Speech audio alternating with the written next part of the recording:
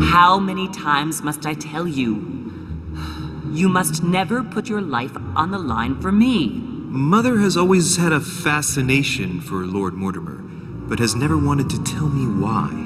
We are doing our utmost to find your mother as quickly as possible. Without your mother, hundreds of men of the cloth would have gone to the guillotine. All I can tell you is I'm looking for my sister. Do you believe your mother capable of torturing a child?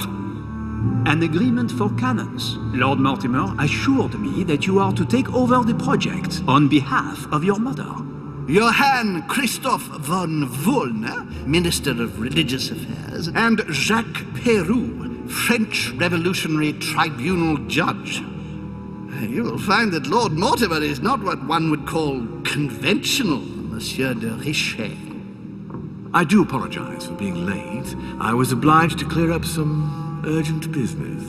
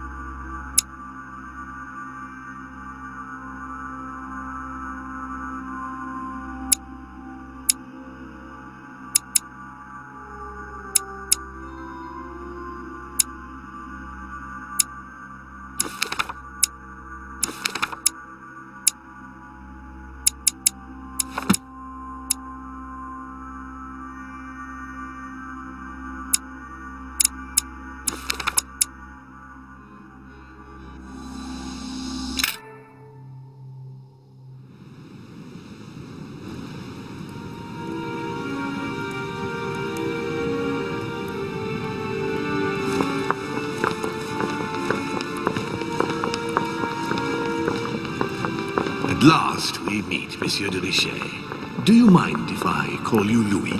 Please do. Thank you. I wish to apologize wholeheartedly, Louis. I made you cross the seas, and I wasn't even here to welcome you. When I asked you to join us here, it was, of course, in the hope that you would help us find your mother. However, there may be some new developments, but I don't know if they are linked to your mother. We have found Elizabeth Adams' body in her room. I'm afraid she was brutally murdered, stabbed several times.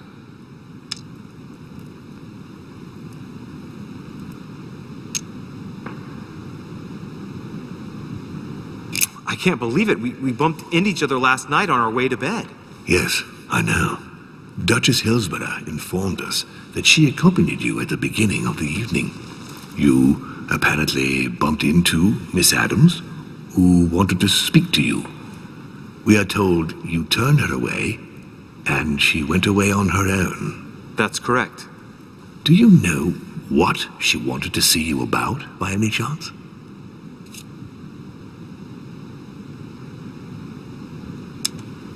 Not in the least. Pity. The poor child was probably trying to find help.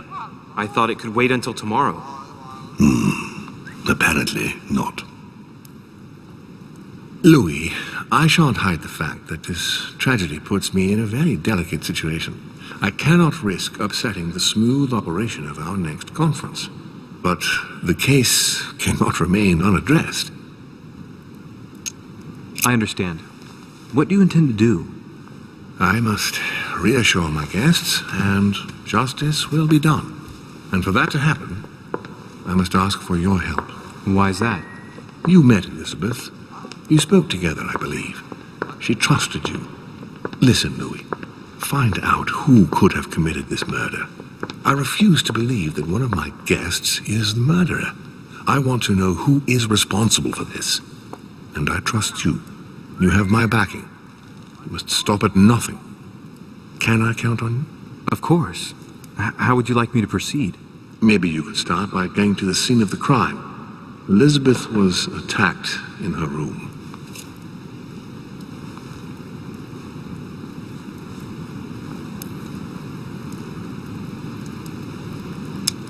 Can you tell me anything else about what happened? Now, Louis, I wouldn't want to influence you. Get over there and form your own opinion. Do you have any suspects in mind, my lord? I spent most of the night talking with Sir Gregory and His Eminence Piaggi, so I think you can remove them from the list of suspects. Monsieur Bonaparte and President Washington left the party after midnight, I believe. They were tired and went up to bed. Right. I'll get over there immediately. Thank you, Louis. Now, once you've finished, come back and let me know your findings. I'll be waiting. And Louis, you've got permission to search through the guests' rooms. They've all been notified and they agree.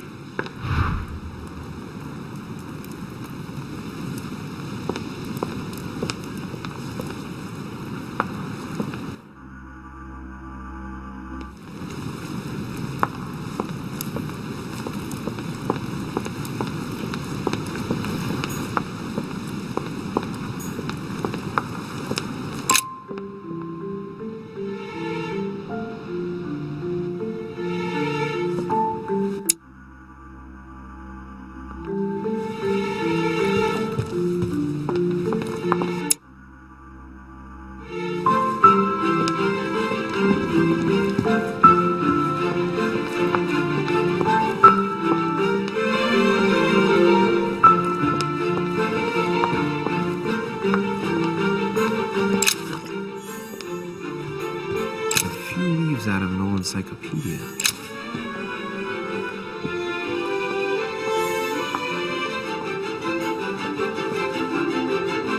Sir Jacques Peru.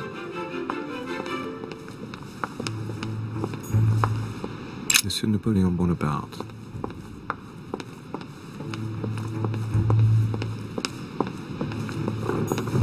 Duchess Emily Hillsborough.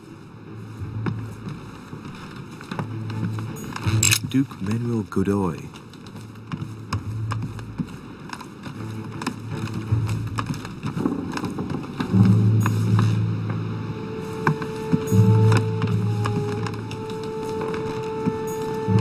Monseigneur His Eminence Cardinal Piaggi.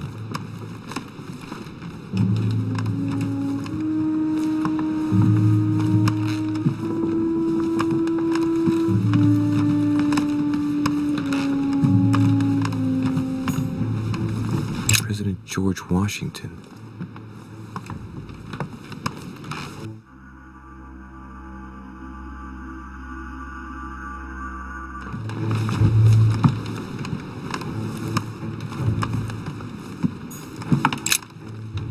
Good day, Monsieur de Richet.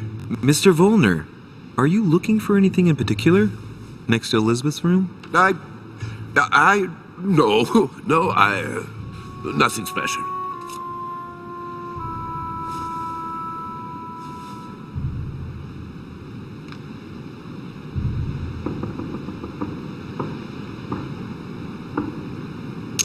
Lord Mortimer must have informed you of the necessity for everyone to remain in their rooms until further notice.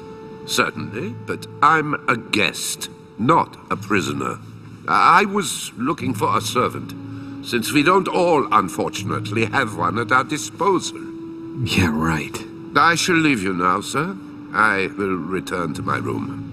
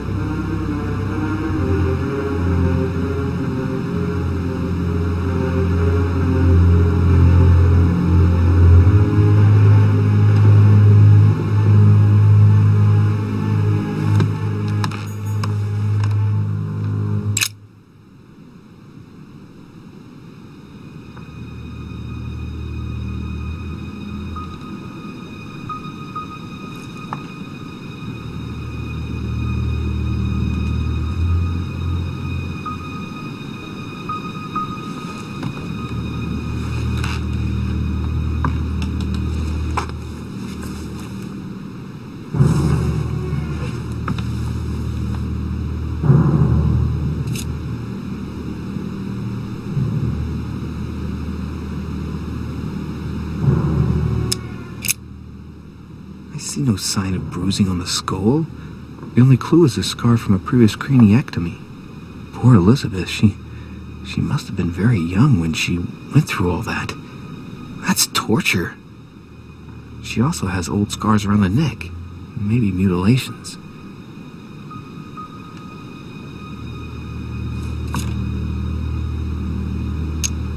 She bled from the nose.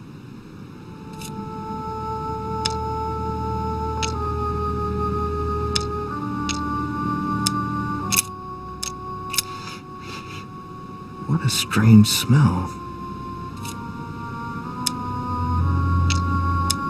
Laudanum. Certain courtiers use it to get drunk. If taken in large quantities, it can provoke fits of madness.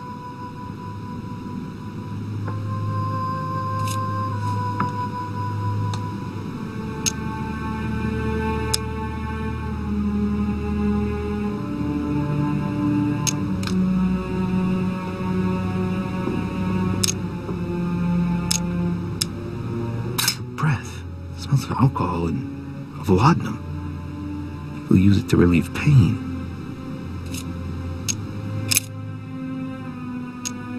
She bled from the nose.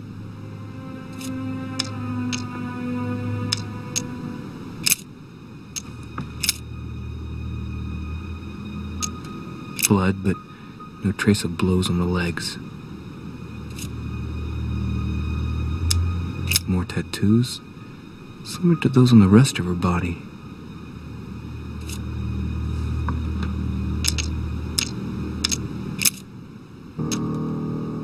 No wounds, but blood on the right hand.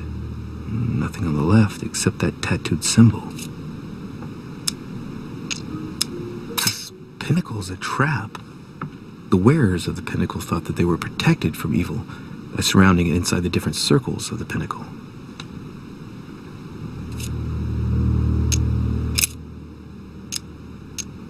There are numerous marks on the body. She must have fought like a lion. It couldn't have happened without a lot of noise. There are also a number of old scars.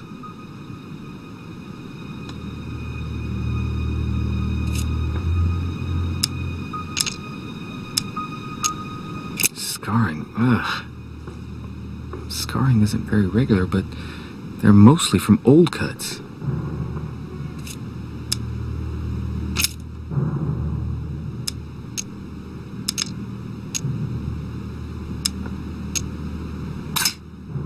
Ancient Greek. Let's see what it means.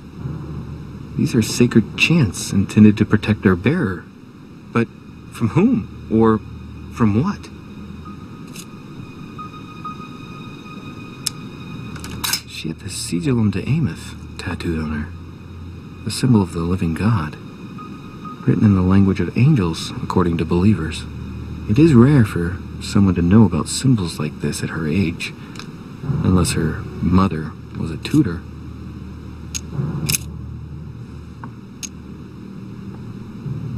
People who scar themselves in this way generally do so to relieve some kind of psychological suffering. By trying to master the pain, they establish their self-control.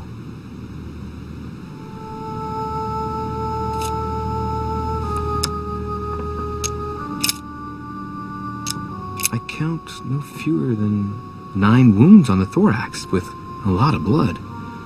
At first sight, I'd say that's what caused her death.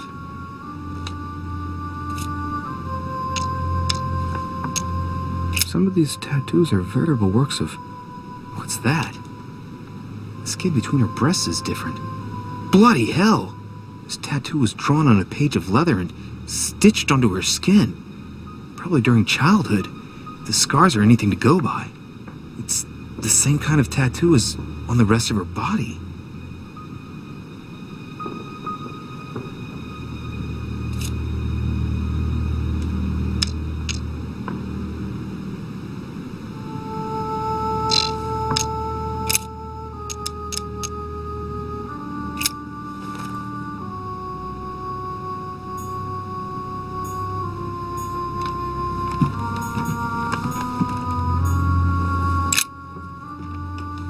Girl bled to death.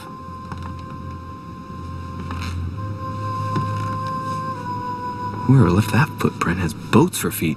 That's at least a size 15. Where's a size like that here? Peru? Washington, maybe.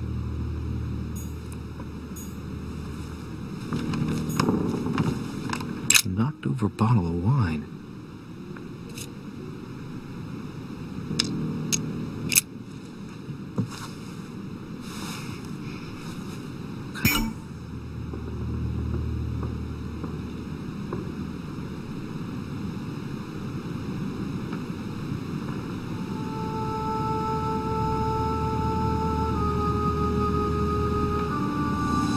Clunk is that? Hey, it's a Bordeaux. That's a Chateau de Brion. It's a great wine. I don't know what's happened to this wine, but it's undrinkable.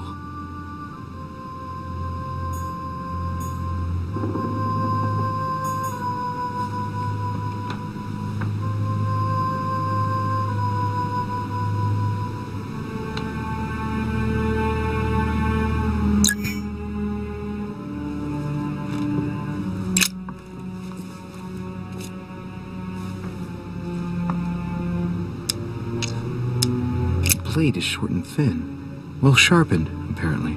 It's covered in blood. Still fresh. The lower part of the handle is unsullied by blood. The murderer gripped the weapon so tight that there's no blood where he held it. The handprint indicates a small and slender hand.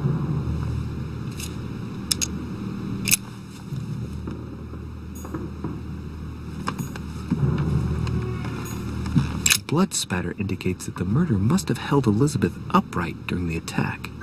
Even if Elizabeth wasn't very big, I doubt she wouldn't have put up a struggle. It takes tremendous strength to overpower someone like that.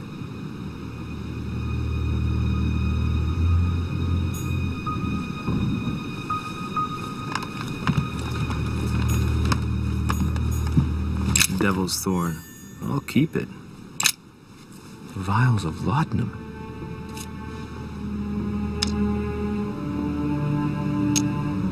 The label shows that this laudanum comes straight from America.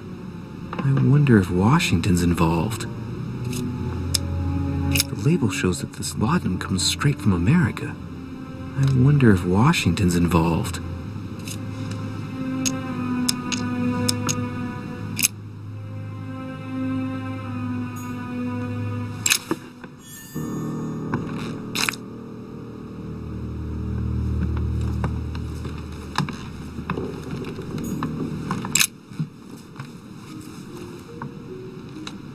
Clock stopped at 3:54.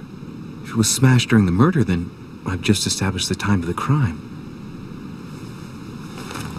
That would clear Emily de facto because she was still with me at the time.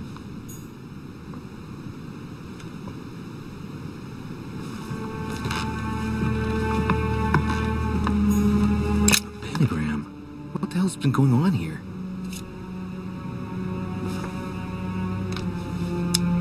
Contrary to what most people believe, a pentagram's not there to conjure up, I don't know what evil or demonic creature. With the point toward the top, the pentagram is an ancient symbol of protection against evil. Many esoteric rituals are based on this shape. Could Elizabeth have been sacrificed during an occult ritual?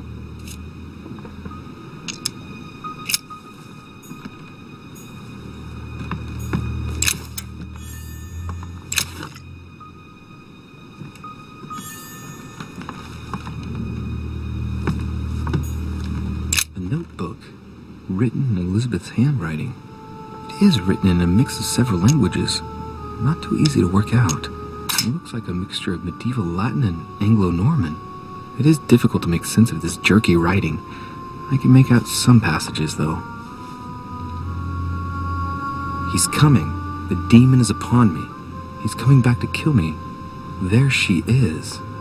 Death has come to finish me off. I've just run into her son. That was her last entry.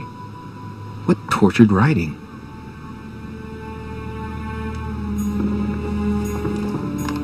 A novel of the initiation of a young woman into polite society. August 24th, 1792. Elizabeth, I am driven to despair and doubt there is any point in writing to you. I'm not even sure you'll receive my letters. Father controls my correspondence more and more. I am certain he filters our exchanges. Thankfully, one of the chambermaids is able to help me get my letters to you. But they still remain unanswered. I often think about you and pray every day to be able to hold you tight. We have so much time to make up. I beg you, answer me, please. Your loving sister, Abigail. P.S. That horrible woman came again yesterday. She spent a long time speaking with Father. I didn't understand everything because they spoke in French, but I'm sure they were talking about you.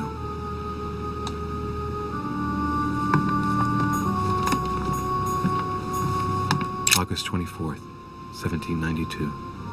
Elizabeth, I am driven to despair and doubt there is any point in writing to you. I'm not even sure you'll receive my letters. Father controls my correspondence more and more. I am certain he filters.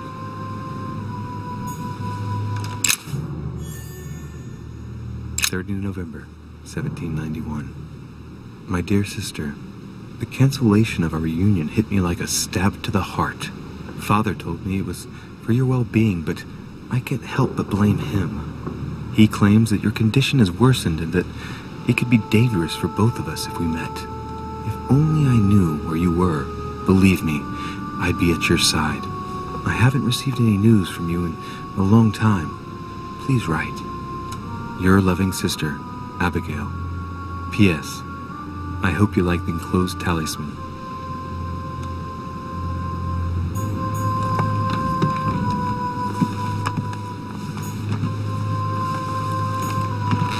Piece of fabric.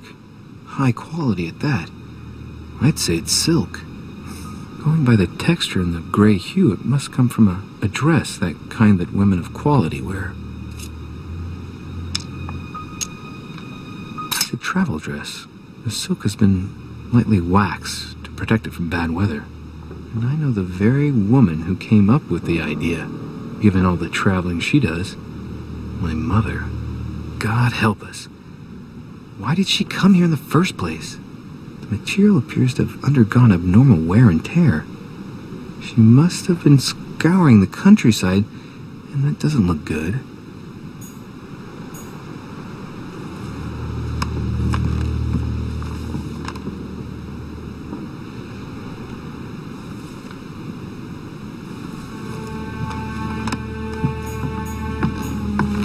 August 24th, 1792. Elizabeth, I am driven to despair and doubt there is any point. June 11th, 1791. My dear Elizabeth, your last letter gave me much cause for concern. Your words were so cold, as if emotions no longer matter to you. Father maintains that the secondary effects of your treatment still trouble you, but that they will soon subside. Should I believe him? I cling to the belief that we shall soon see each other again, at long last. Right soon. Your loving sister, Abigail. P.S. Don't forget to tell me what present you want.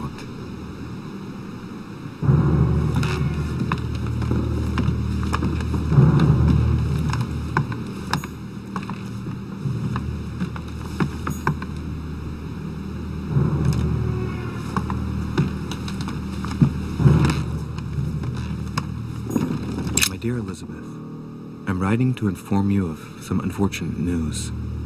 We won't be able to meet as planned on the first Sunday of May. I've been told that you're no better, and, unfortunately, your brothers and I are absolutely snowed under by the work required to govern this new country. Please excuse us. As soon as we can get free, even if it's just for a day, I promise we shall come and see you. Your loving father, John Adams. P.S.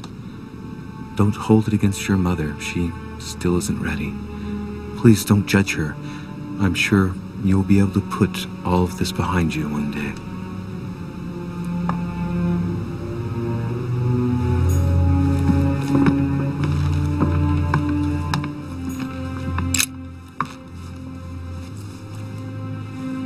A chest with a half-circle pattern.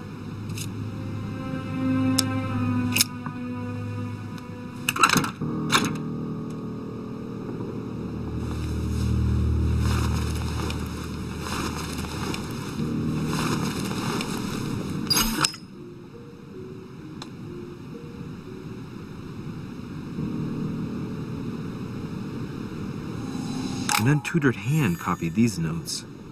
Looks like a healing method. Well, that's a pity. The writing is barely legible.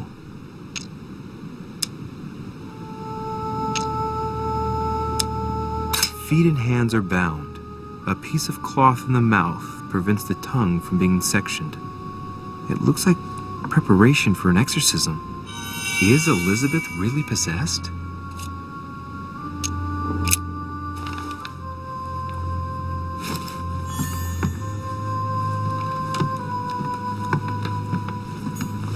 Has Sir finished with this room? Do you know who could have made such a mess of this room? Miss Adams, sir. We were given orders to leave the room as it was, so as not to rush her. Did she have a fight with someone to get the room into this state? Not that I know of, sir. Miss Adams would sometimes throw a tantrum, during which she would destroy anything that came to hand. Lord Mortimer told us not to enter the room. Thanks for that information. You are welcome, sir. Has Sir finished with this room? I know enough now. Thank you. Very well, sir. Sir may return whenever need be. I shall guard the door.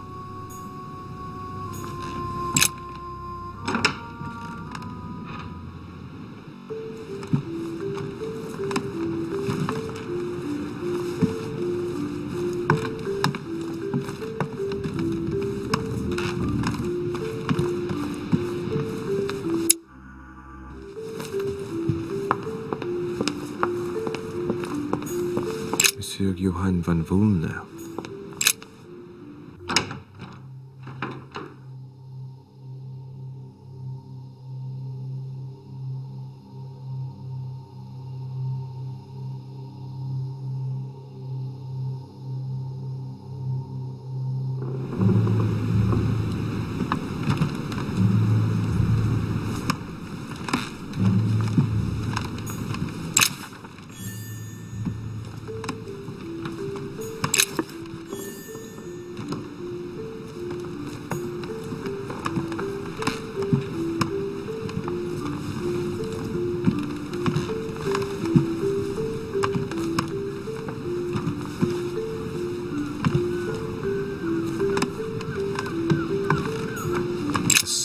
Of young Werther. There's a handwritten text signed by von Werner on this first page. Dear Elizabeth, I know that this book is but a small token compared to the delightful moments you gave me, but I hope that this will nonetheless keep the memory alive. Your ever obedient servant.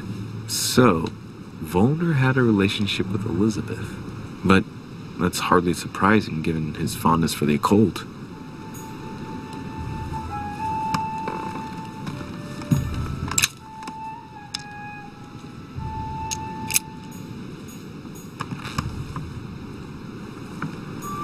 Table of alchemical symbols. Someone circled the zinc symbol.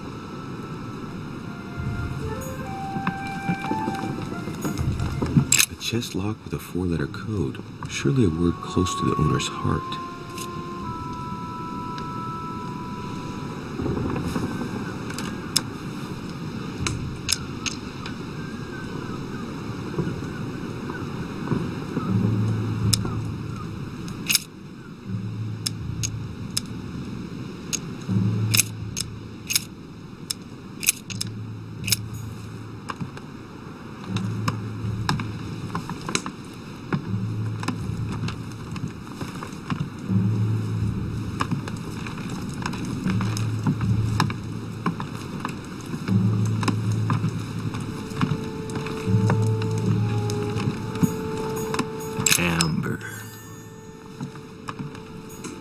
Alchemist is an old man.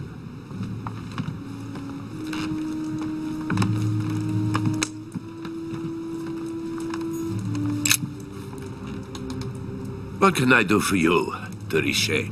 Monsieur, Lord Mortimer has appointed me to investigate the tragedy that befell us last night. Oh, yes. It's horrible. Yes. How can I help, monsieur?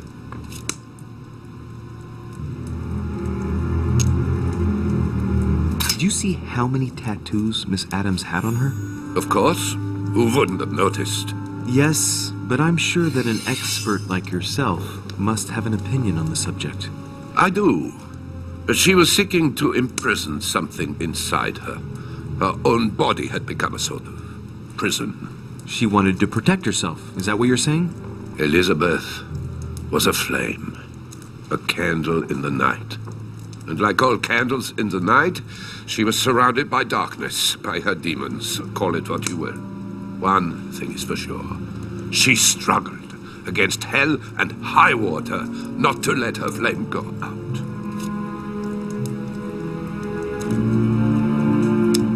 Where were you last night? In my room. I read a few ancient manuscripts before going to bed.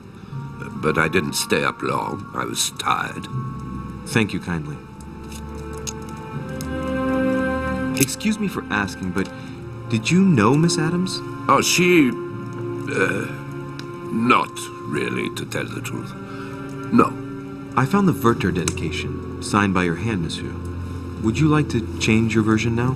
Be careful, de Richet. Don't push your luck.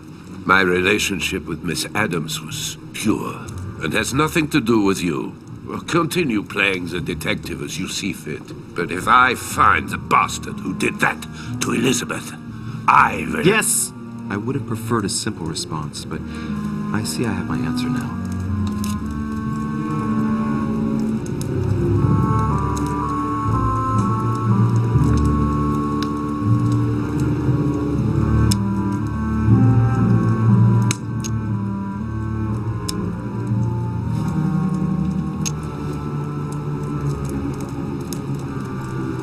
You loved her, didn't you? That is none of your damn business. Your feelings betray you, sir. So what? Yes, I loved her, like a moth loves the flame of a candle. That's why we could never be together.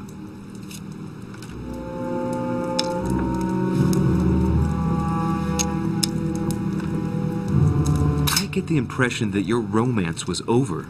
Am I right? So? What does it matter to you? I would never have attacked her, if that's what you're insinuating. Who put an end to the relationship? You or her? It was her. It was her. But what does that matter? We both agreed.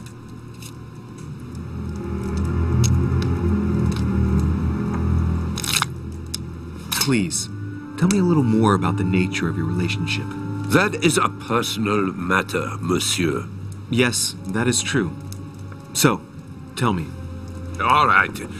It was passion. That's why we couldn't stay together. It scared her.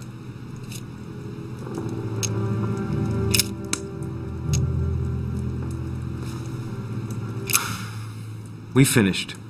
I'll have a look around and then take my leave. Do whatever you have to do.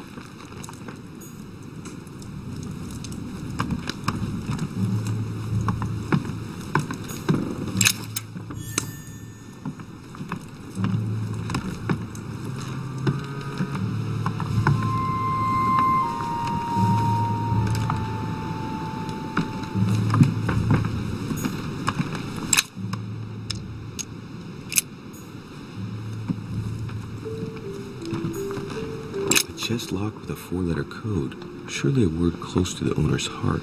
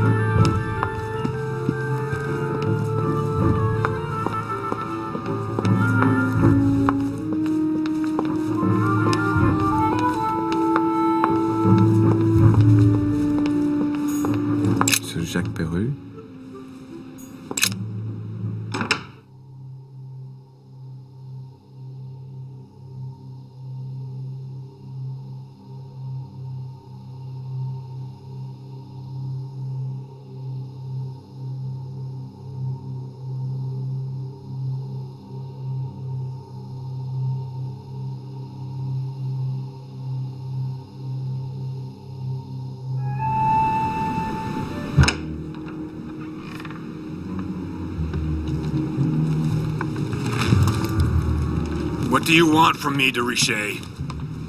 Greetings. It's fallen to me Cut that... the crap! Get to the point. We both know why you're here. And have you got anything to tell me? What does it matter? It's too late anyway. Do what you have to do and get out.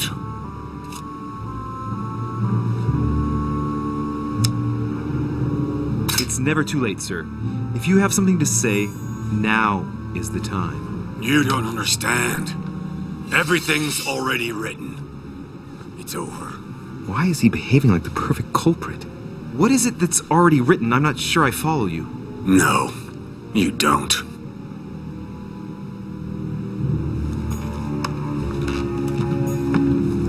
A pattern with 4 circles.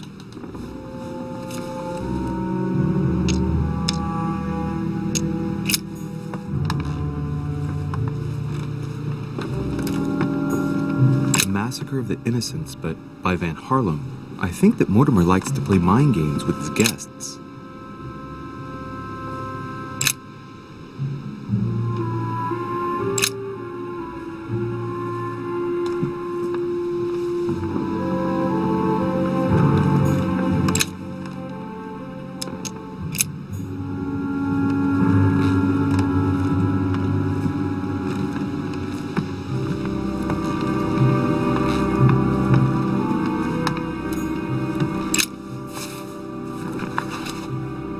Records of the police. Notes intended for the police lieutenant of Paris. It's a list of people under surveillance in Paris, and there's some well-known names on it. This is valuable information. This shouldn't be lying around.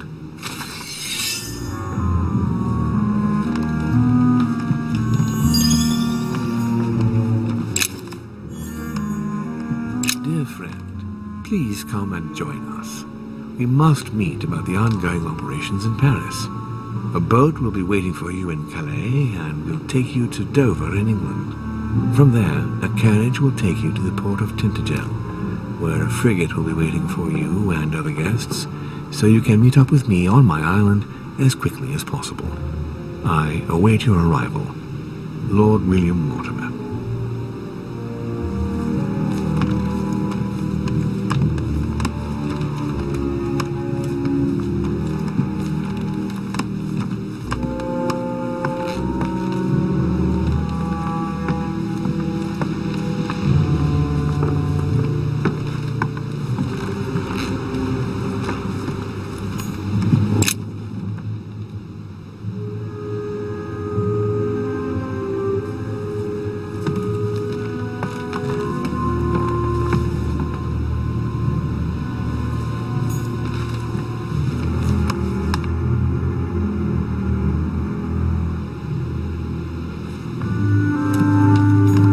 Nice decor for a Revolutionary Tribunal judge's room.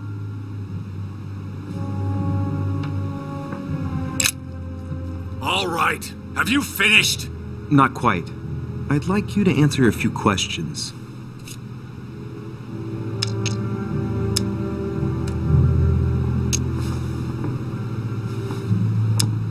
I know you were at the scene. We will save a lot of time if you just tell me what happened. You know nothing at all. Enlighten me then. For now, I have your footprint in a pool of blood. That's right. The only thing you can prove is one of my boots was at the scene. Congratulations. You've wrapped up the investigation.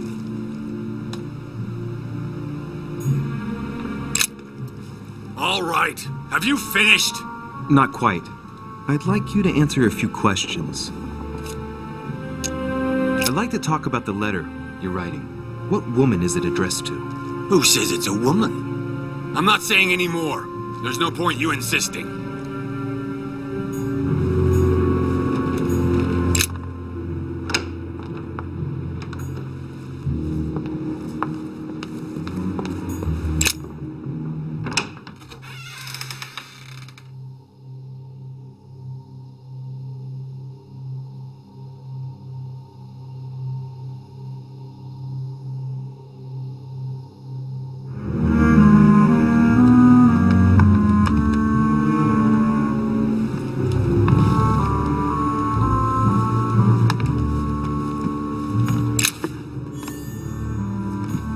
The Prince by Machiavelli.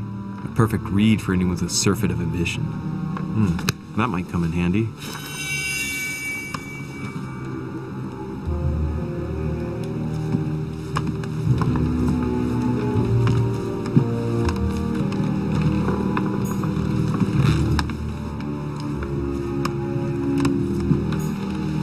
My dearest son, I'm writing to implore you to act quickly. The situation is rapidly worsening here. Paoli continues to steer our motherland, Corsica, toward open warfare between France and England. His men are everywhere. We are obliged to go into hiding and are unable to remain in the same place for more than 2 days. I wouldn't be surprised if they targeted us soon. Make haste, my son. You hold our destiny in your hands. Your loving mother, Maria Letizia Bonaparte. It's a beautiful weapon. A Levi Damask blade. It's marked with the initials of the manufacturer in Versailles.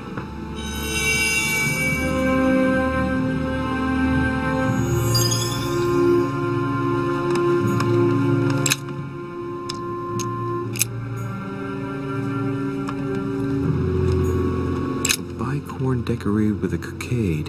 It must belong to a French soldier.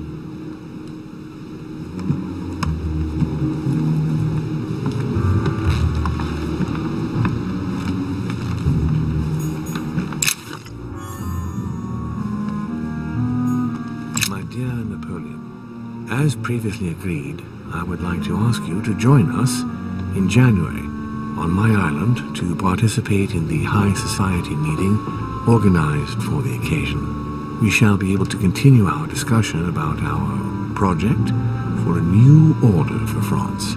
I have a proposition to make to you concerning your wish to put a strong leader at the head of France. I trust you to be discreet as to your coming. See you soon. Lord William Mortimer. There's just one holster in Bonaparte's gear, and the pistol is missing. On the other hand, his cleaning equipment is in mint condition.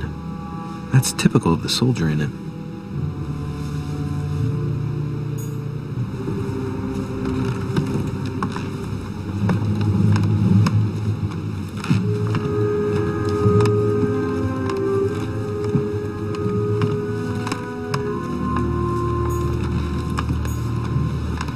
Fragment of amber.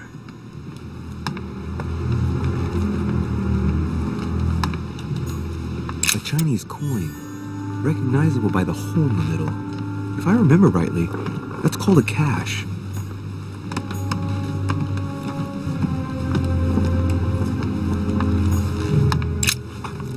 Monsieur de Richet, please be quick. We are both very busy. Did you hear about young Elizabeth? Indeed, it is deeply regrettable. Lord Mortimer asked me to... I know.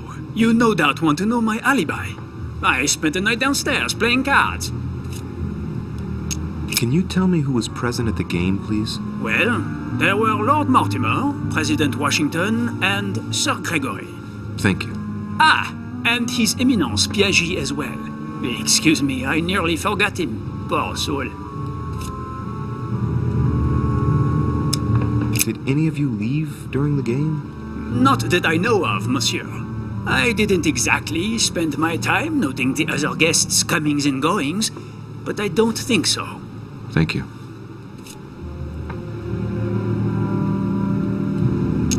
What time did the game end? I can't say exactly. As for me, I must have stayed until midnight.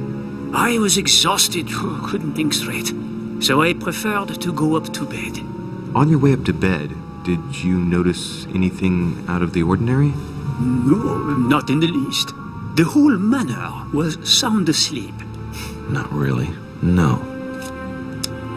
Did you notice anything unusual during the evening? Nothing at all, except the luck of the devil of Lord Mortimer and Sir Gregory at cards. Did they win much? Oh la la, monsieur, they cleaned us out more like. But I plan on getting it all back before we leave.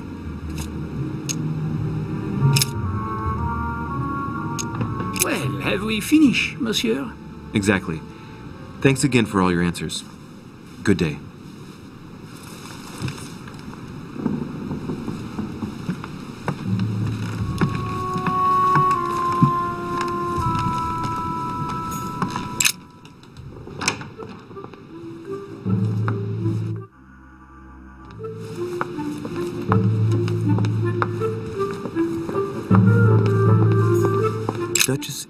Hillsborough.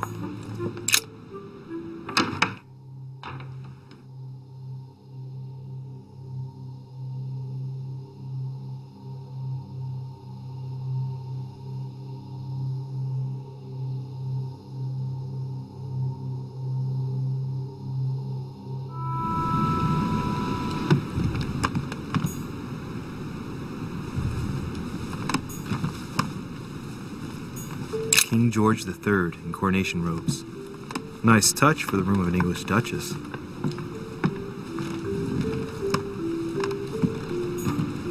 Dear E, I received your last letter. Unfortunately, the Crown informed the Golden Order that our mission should under no circumstances hamper Sir Gregory's plans. Decidedly, they have support from the highest level in Buckingham Palace. So here we both are, hands and feet tied, and little room to maneuver. Keep me abreast of events. Our mission is becoming more complicated. Yours, E. T.S. The French chapter of the Order doesn't appear to know anything about the arrival of our friend Sarah. I therefore cannot comment on it. However, my guess is that she has come here for personal reasons.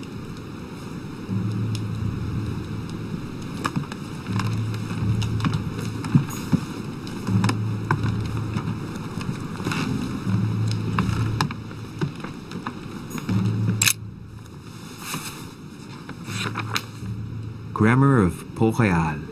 Ah, the artistry of the French language in all its splendor. Whoever masters French commands the world.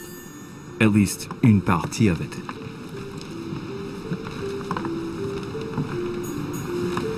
Golden elixir. I'll keep it for later. A letter from William Pitt the Younger, addressed to Emily. He's the present Prime Minister of the United Kingdom. Emily has indeed some powerful backers. Madam, thank you for consoling the Queen. The King's situation is worsening, but I wager he'll recover from this present fit. Next time you speak with Her Majesty the Queen, would you please be so kind as to ask her to look into my petition to raise taxes with the King? I will personally see to it that our nation will recover from this impasse. But King George's mental situation is slowing down our decision-taking. Thank you in advance for all your help. William Pitt, Prime Minister of the United Kingdom of Great Britain.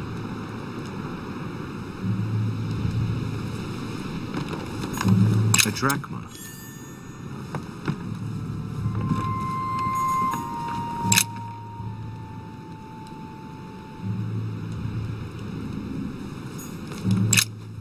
Two coils circle the lock.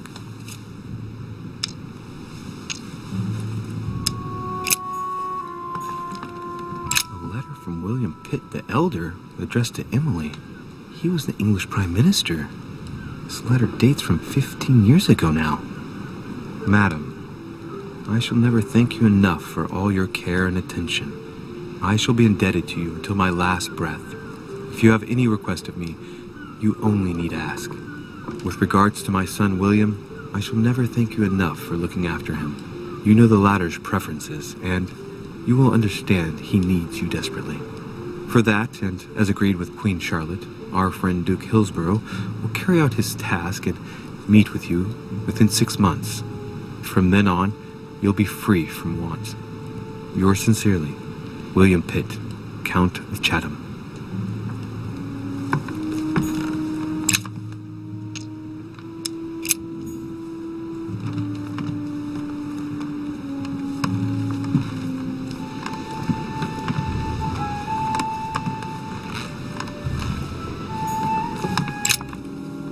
What can I do for you, Louis?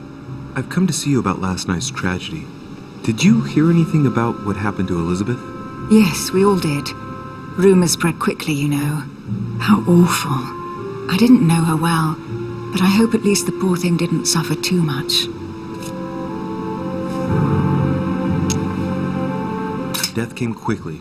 You can be assured of that. If such a senseless act can happen here, then none of us is truly safe anywhere. Lord Mortimer must be mortified that one of his guests could have committed such an act, don't you think? He is indeed very upset about it. It's only natural after such a violent murder. Violent? What do you mean?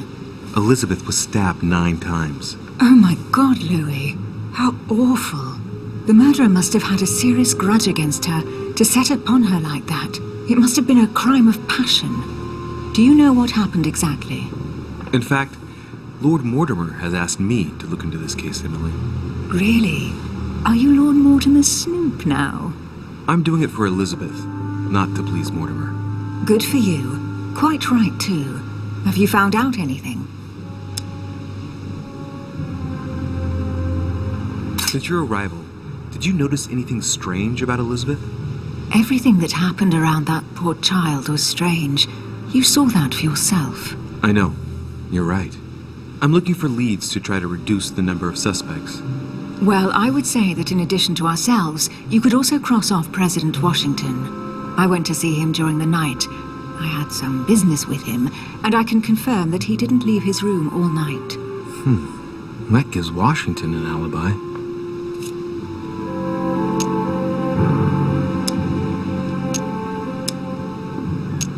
Did you and Elizabeth get to know each other? I must admit, Louis, I didn't take much interest in her. I feel a bit guilty about it, but I never actually spoke to her. She seemed burdened by her problems, and as she wasn't invited to the conference, I didn't really seek her out.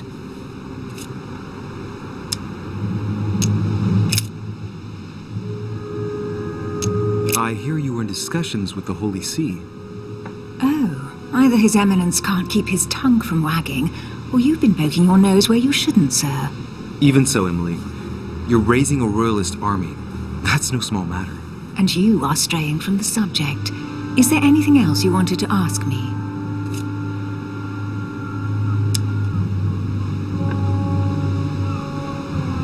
I found a torn piece of dress in Miss Adams' room. Gray silk.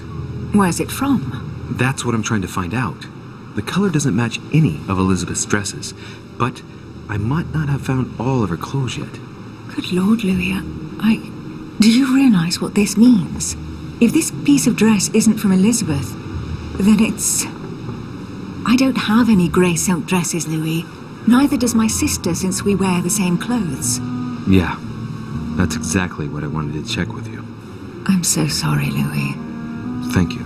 Are you all right? You know, I'm sure there's a good reason why your mother was at the scene. Thank you, Emily. We found the murder weapon. What is it? A dagger, quite slim. Have you found its owner? Not yet. Still searching as it happens. That said, since the blade penetrated the body several times, the murderer's hand will have been covered in blood. You think that's a clue? The handprint was a very slender hand, Emily. Probably that of a woman. Do you realize what that means? There are only 3 of us on the island. Bearing in mind that neither my sister nor myself had any reason to set upon the young lady, that means... I know, Emily. I know. Keep up your courage, Louis. I'm sure there's an explanation.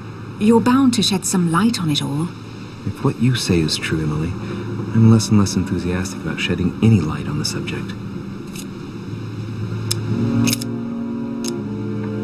I won't keep you, Emily. Thank you for answering my questions. See you, Louis.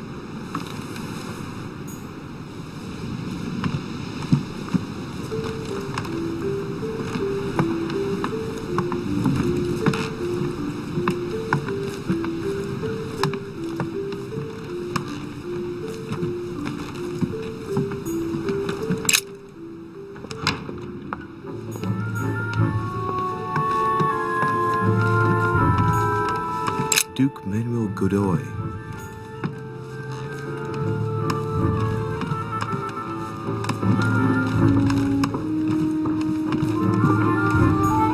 Huh, that's me.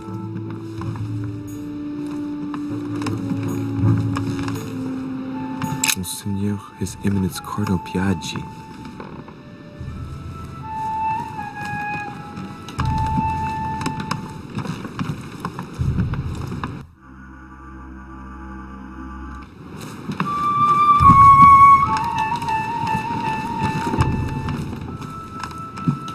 President George Washington.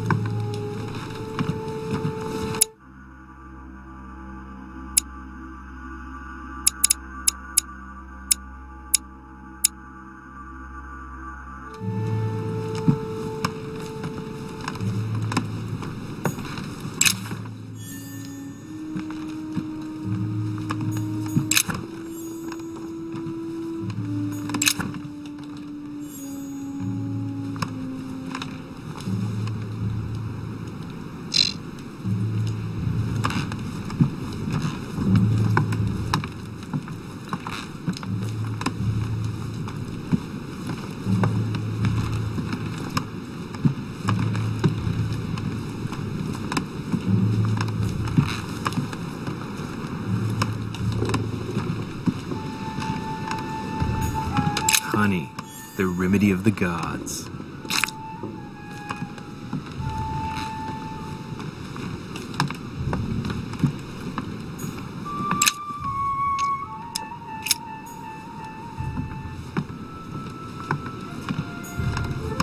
It looks like a note between Emily and Washington about trade deals. The English and the Americans are preparing a peace treaty. It would appear that Emily is in secret discussion with Washington about reopening trade between the United States and England. If such an arrangement came into being, France would suffer dearly.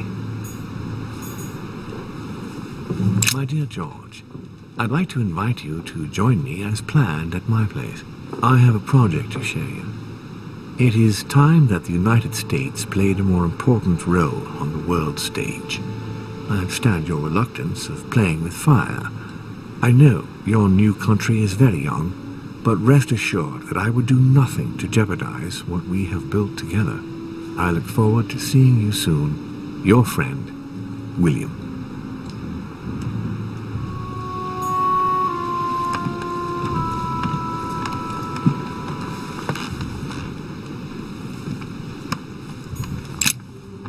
Greetings, Louis. Mr. President, you can guess why I'm here. Of course. Lord Mortimer has sent me to ask you a few questions about last night. It's... How am I going to tell Elizabeth's father that she's dead? I know, Mr. President. I shall endeavor to find out the truth about this tragedy. I must ask you to help me, though. Please. Find the degenerate pig who did this, Louis.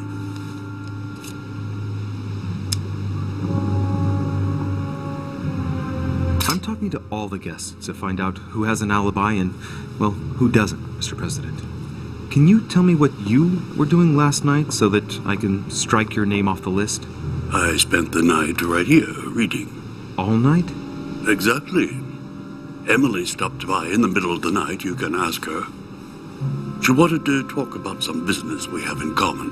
Anything whatsoever to do with Elizabeth? Not at all, Louis. A business matter.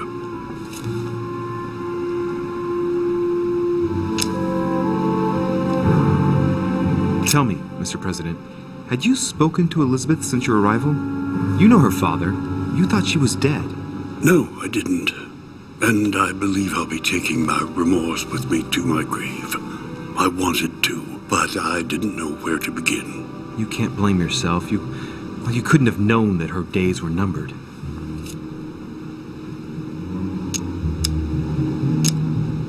Were you aware that Elizabeth took laudanum? Yes. She came to ask me for some. She had finished her reserve, I believe.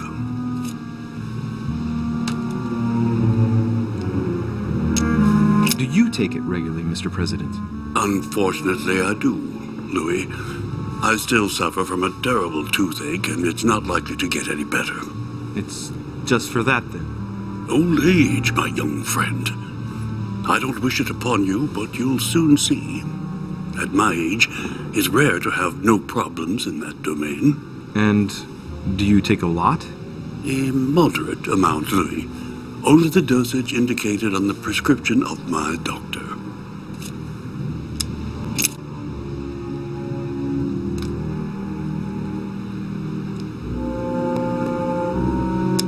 Mr. President, we found a footprint at the scene of the crime. Not a dress shoe, I hope. That's all I wear. No, rest assured. It looks like the print of a big ankle boot. A large size, I'd say. Perfect. That should help you, Louis. It's a clue.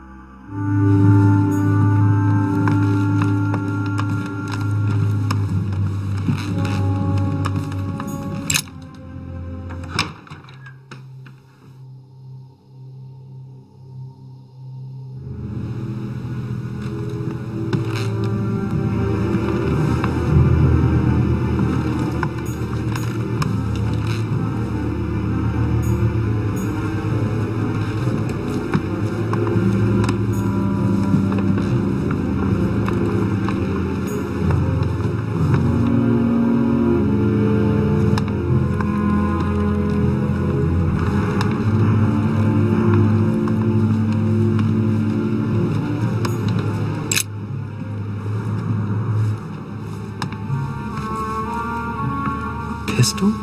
Fairly new, I'd say. And judging by the weight of it, fairly light.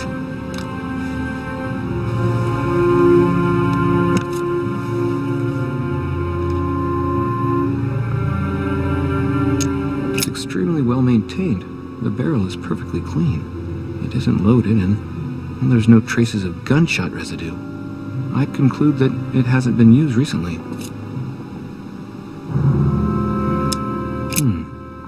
There's a few dried traces of blood on the grip. Difficult to know for sure how they got there. A tribute engraved on the barrel. To the liberators of France. Right. I shall have to find its owner.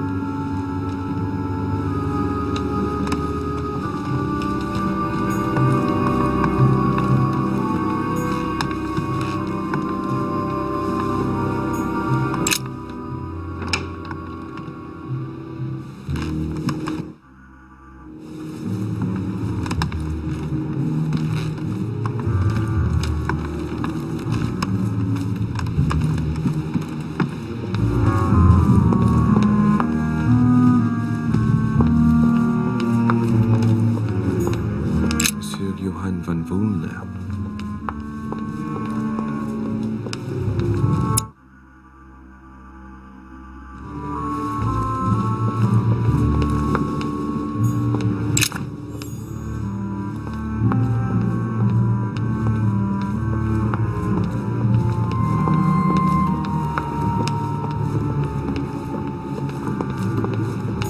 Monsieur Jacques Perru. Monsieur Napoléon Bonaparte.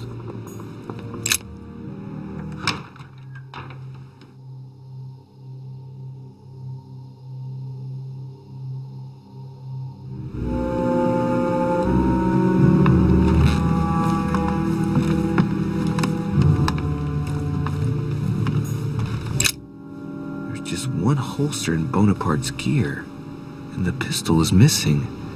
On the other hand, his cleaning equipment is in mint condition. That's typical of the soldier in him.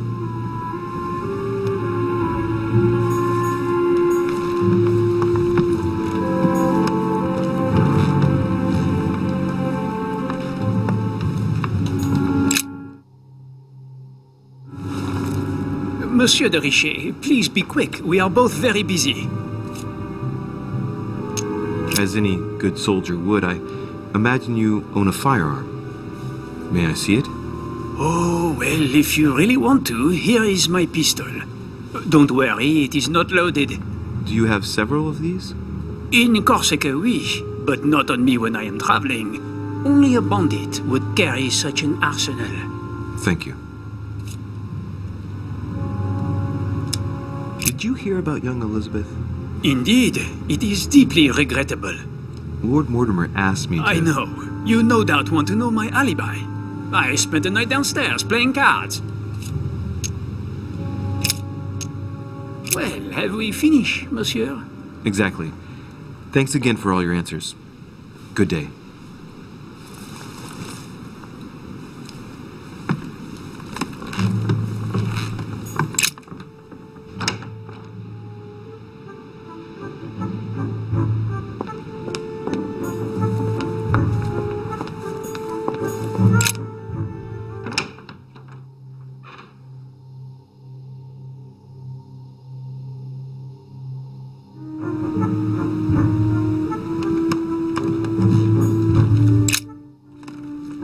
All right. Have you finished? Not quite. I'd like you to answer a few questions.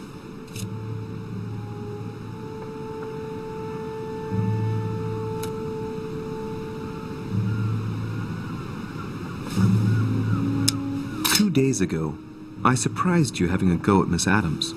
What happened? Did you want to give her another beating? She wouldn't let you push her around again, huh? Shut up, you little shit! You have no idea what happened, and here you are, carping away. You think you're Investigator of the Year. Have you taken a look at yourself, de Richet? Didn't you get enough beating her black and blue the last time? I did not!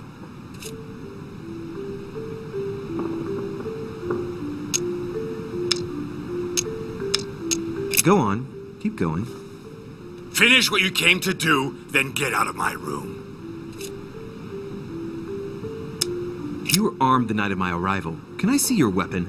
No. You do realize you're not helping, don't you? You're making it worse for yourself.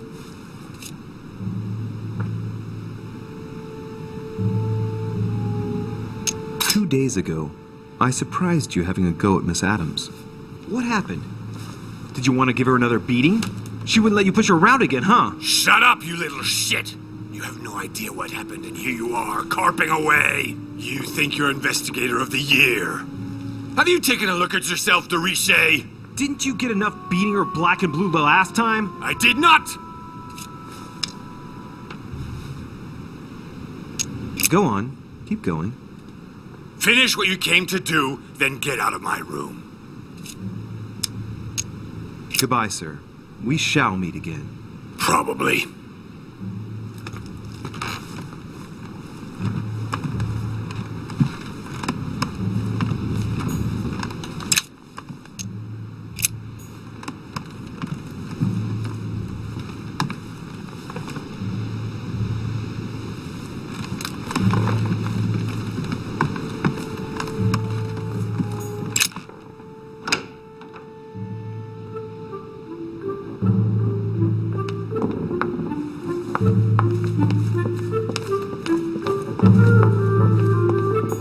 Decorum guide.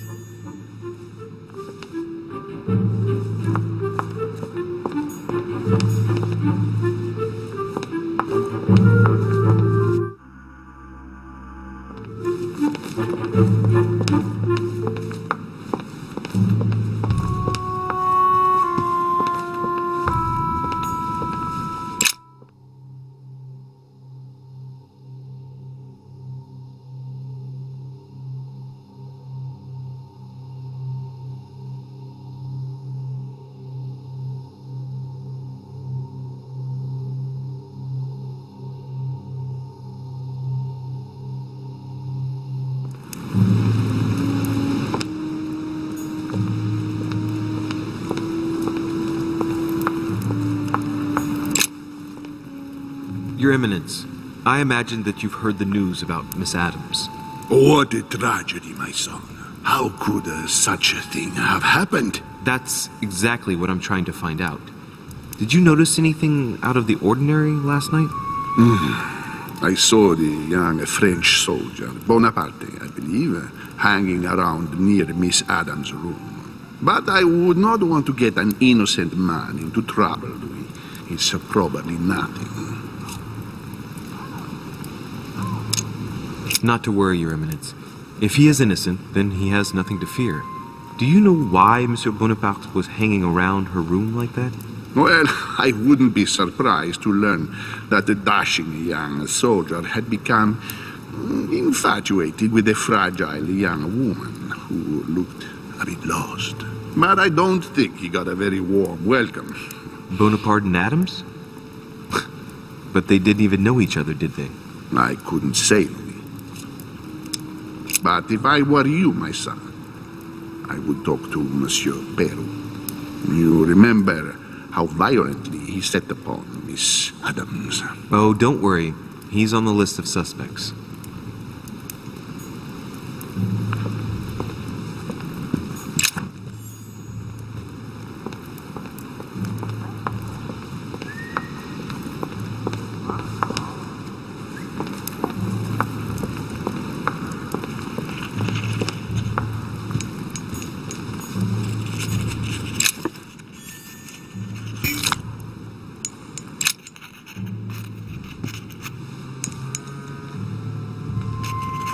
I've come to speak about the findings of the investigation, my lord.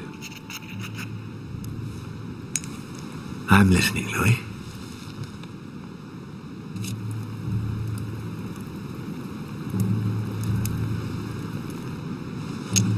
Will you remind me of the facts we already know about?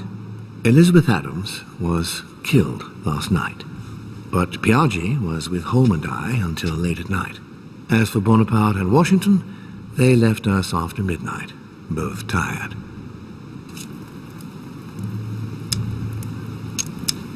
I'm sorry, my lord, but I don't have any evidence conclusive enough to allow me to name the culprit with certitude. Really? I see. Well, that's your decision, Louis, and I accept it. Given the distinguished guests and the sensitive political issues involved at the conference, I trust you'll leave me to conclude the case in my own way. Right. It's time we spoke about your mother, Louis.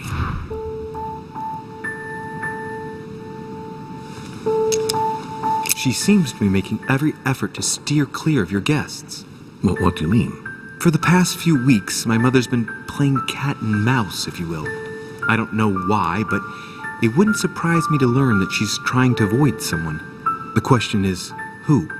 And in your opinion, would she be the cat or the mouse? I'd like to answer the cat, but unfortunately I'm increasingly worried that she's in fact the mouse. That doesn't make me feel any better, Louis. What was the official reason why my mother came to your island? I knew about your mother's activities and yours in the Golden Order. I thought we had everything to gain by working together. You mean the canon deal with Monsieur Bonaparte? Among others, yes. How did you hear about that? Monsieur Bonaparte came to speak to me about it yesterday, during lunch. I see. So impetuous. He was supposed to let me speak to you about it first. Our friend Napoleon desperately needed financial backing to properly equip his army. I took it upon myself to back him because I have a firm conviction that he can go far. We shall see.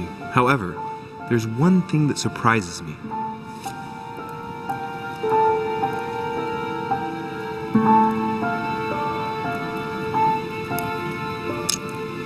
Did my mother intend to finance a war? I'm not sure that I follow.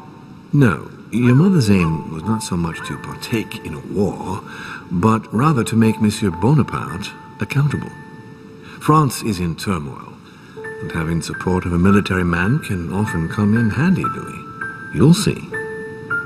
Once this deal was closed, I had big plans for Sarah. Such as what? You see, I've invited several influential figures on my island to present them with a project at the conference.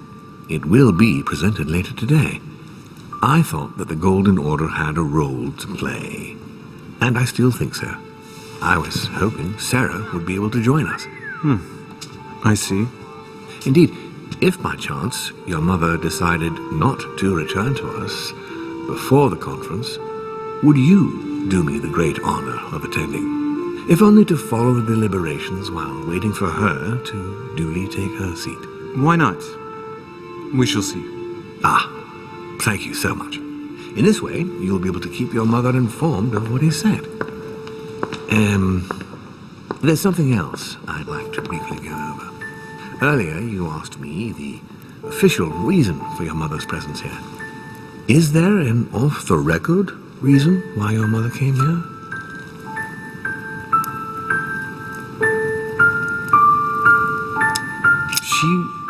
She was looking for someone.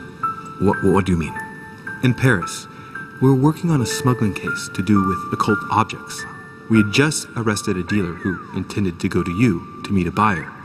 My mother was here to find out to whom he intended to sell his stolen treasure. Oh. What was the name of your dealer?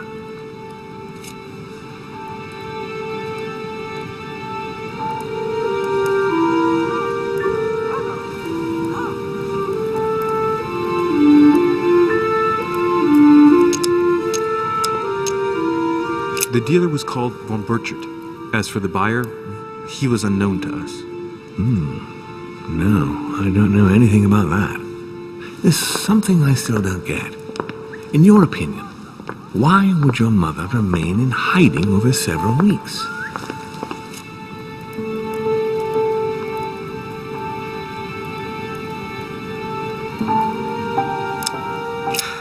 Her not coming back to the manor after so long makes me wonder if she is wary of someone.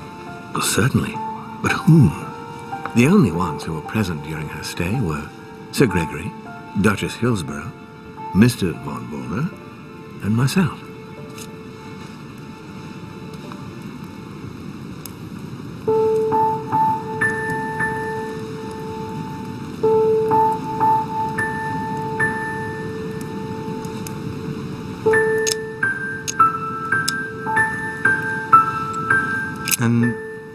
What about Mr. von Volner? Do you know him well? To be honest, not really. He's closer to Gregory. I'm not the one who invited him.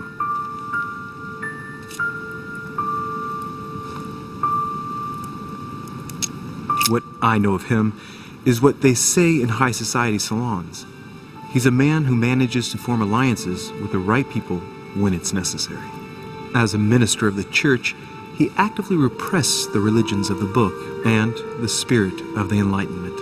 And, if I'm not mistaken, he has a passion for alchemy. But then, I must admit, he is rather evasive and not very talkative, at least toward me. I'd like to have a word with him if I get the chance. He might be able to tell me more about my mother's last days with you. The only thing I can tell you is that Sarah had indeed changed. At the beginning of her stay here, we enjoyed spending time together, solving the world's problems.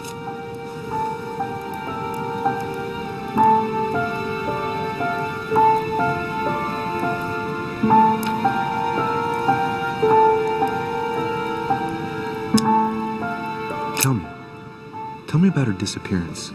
Since she disappeared, your mother has been seen once. Her behavior on the evening of your arrival greatly surprised Gregory and myself. She resurfaced to attack Emma, Emily Hillsborough's twin sister. And she shot her with a pistol. Then, before Gregory could intervene, she ran off and disappeared again. I beg your pardon? Hang on. That means my vision on the wharf, it was actually happening inside the manor. Mother shot Emily's sister? The very person she came looking for? Why would she do that? Excuse me, but between that and the childhood of Lady Adams, it's all a bit much for me to cope with. I need to piece it all together again to see things more clearly. You said that you spent a lot of time talking together at the beginning. What happened for that to change? I'm afraid I haven't much to tell you. The more the days went by, the more she withdrew into herself. She never gave me an explanation. Until the day came when she purely and simply disappeared. Where did she go when she wanted to be alone? She would shut herself away in a room we use as a box room upstairs. Would you allow me to go there? Naturally, Louis, of course. I'll send you a servant to open it. Thank you. That's all I can tell you about the disappearance of your mother, Louis. I would like to have been more helpful. I shall stay on her trail and follow up any leads. Thank you. We will meet later on to welcome our last guest. In the meantime, I shall get someone to open the box room upstairs for you. Thank you. The room is just opposite Mortimer's study.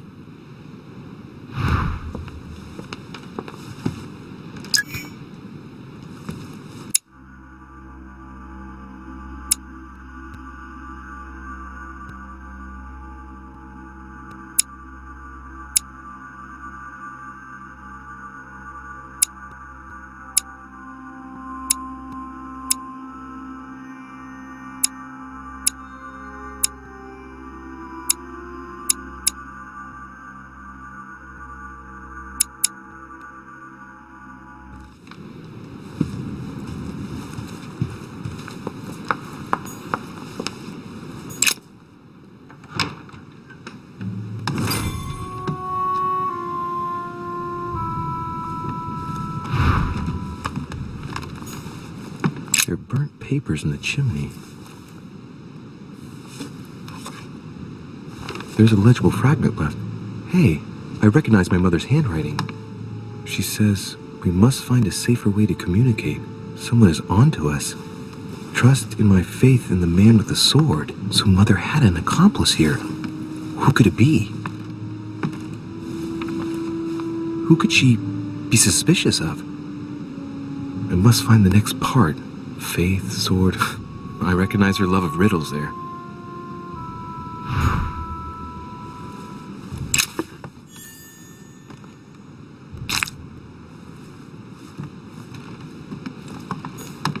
Dante's Paradise. Raise your head and be reassured, For what comes up here from the mortal world must ripen in our rays.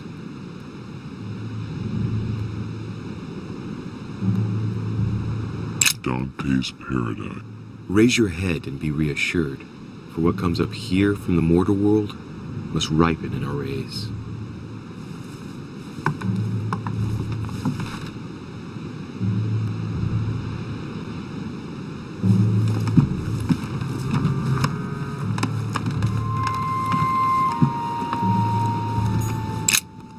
St. Paul on the Road to Damascus by Caravaggio.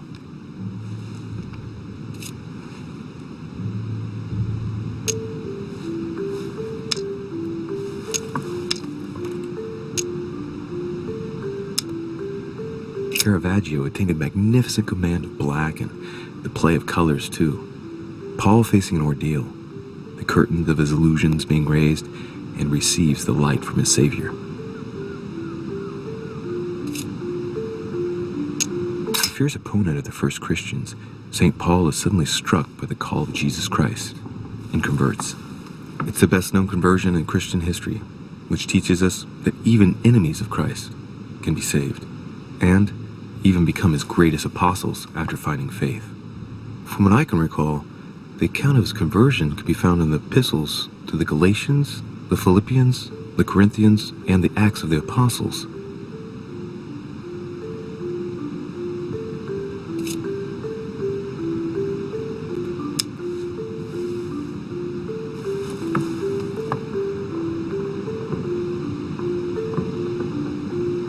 Caravaggio attained a magnificent command of black and the play of colors too. Paul facing an ordeal, the curtains of his illusions being raised, and receives the light from his Savior.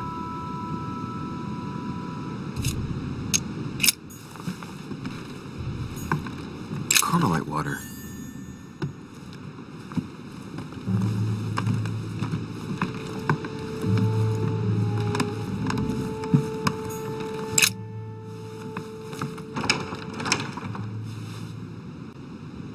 The door appears to be locked on the other side.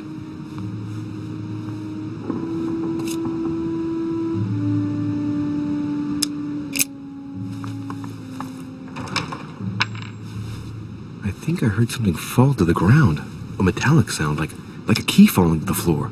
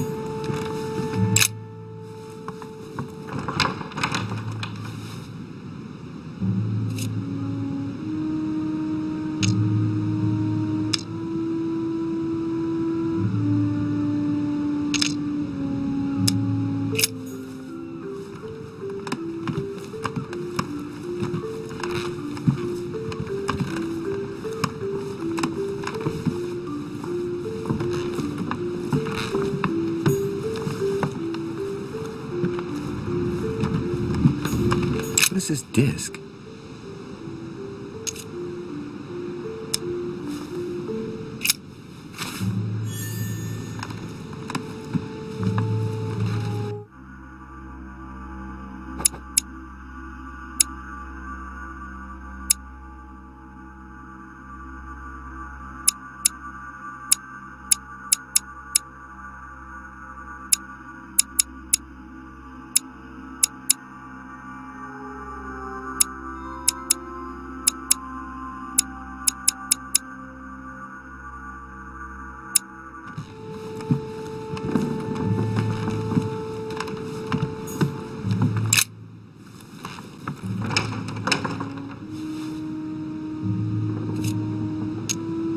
We'll see if it works.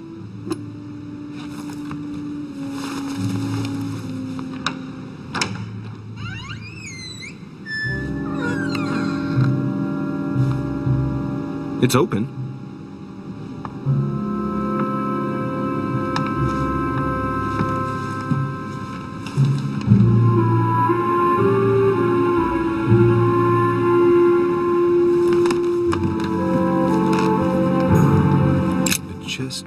occult symbol representing air.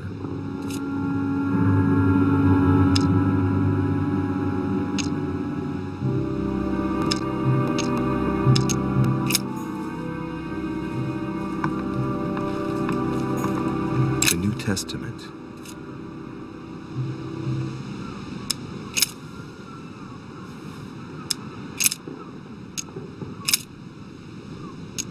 A volume of the Gutenberg Bible.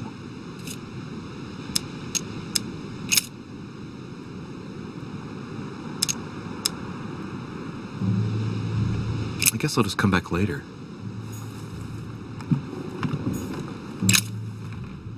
It's St. John, painted by Guido Rini.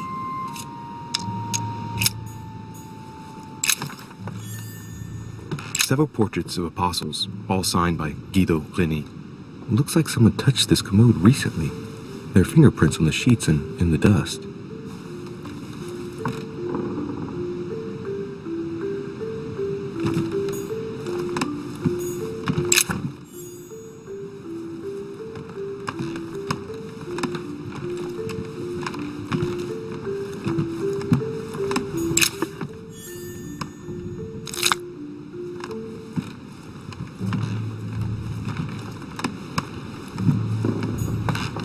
Chest with the occult symbol representing air.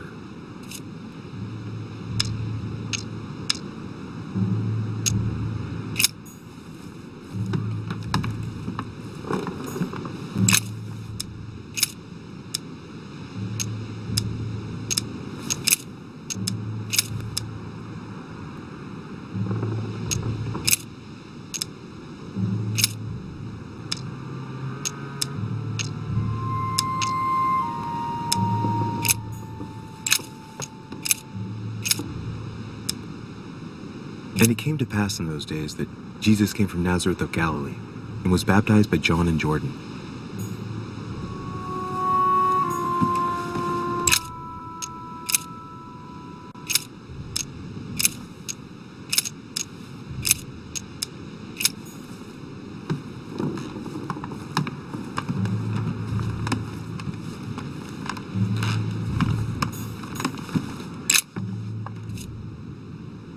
Painting of St. Mark from the collection of the Apostles by Guido Rini.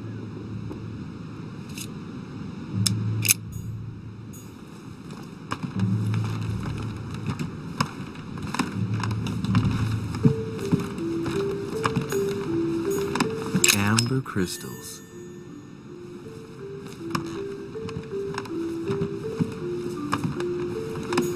St. Paul painted by Guido Rini.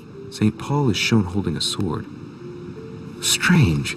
There's hardly any dust, as if the painting's been cleaned recently.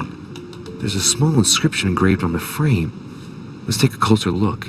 This is how Paul spoke to his pilgrims from Rome. Just above that, someone's written down the figure 11 on the painting and underlined it twice. No, what does that mean?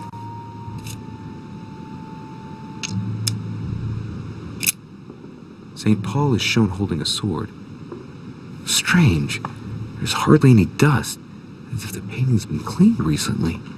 There's a small inscription engraved on the frame. Let's take a closer look. This is how Paul spoke to his pilgrims from Rome. Just above that, someone's written down the figure 11 on the painting and underlined it twice. No, what does that mean?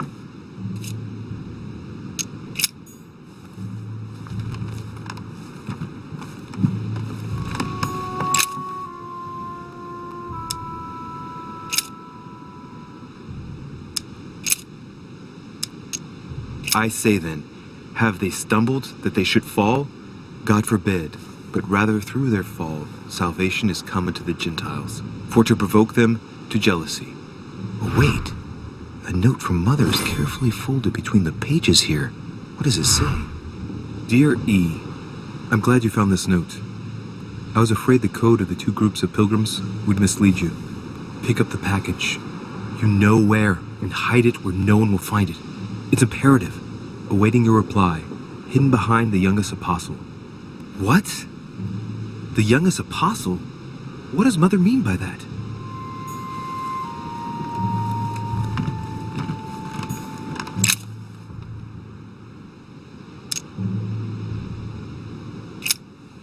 painting looks like it's been taken down recently.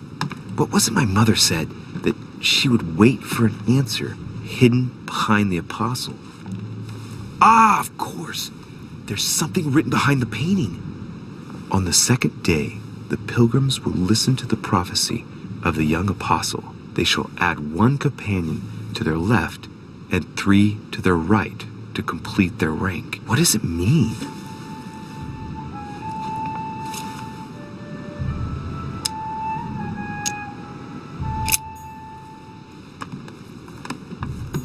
A chest with the occult symbol representing air.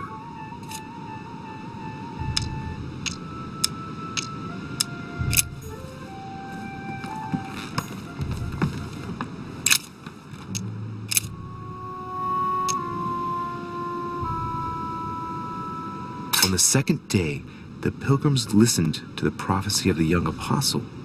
The prophecy of the young apostle, that was John. And the prophecy mentioned is most likely the book of Revelations according to St. John.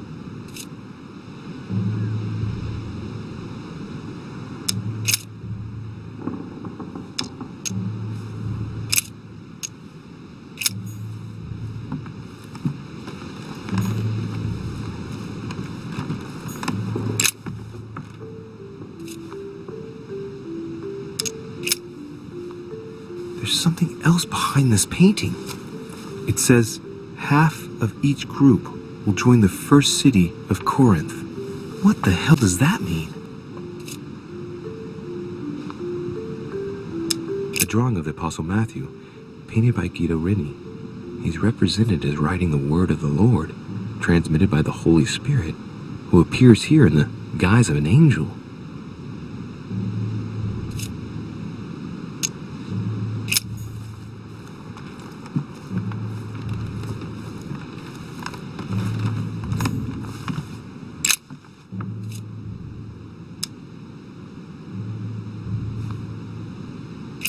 There's nothing worth noticing here.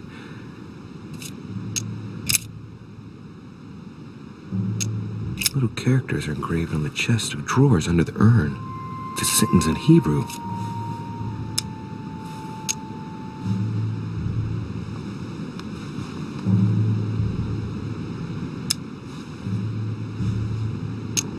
It says, count in the dust. All right, let's do it.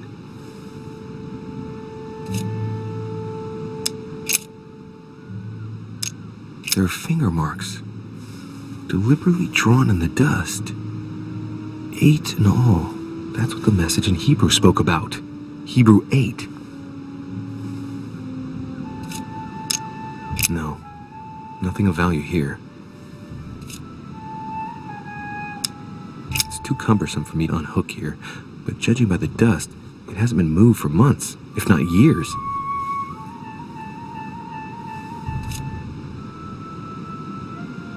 Little characters are engraved on the chest of drawers under the urn. It's a sentence in Hebrew. Choosing the Hebrew alphabet is no coincidence. It's got to be a reference to the Bible.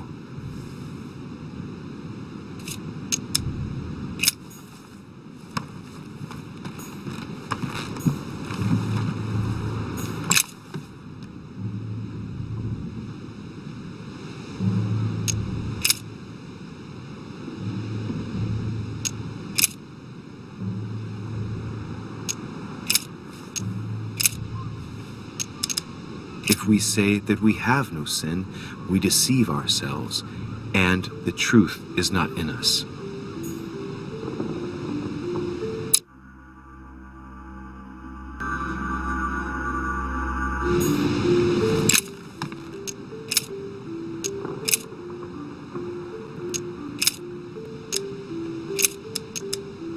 I guess I'll just come back later.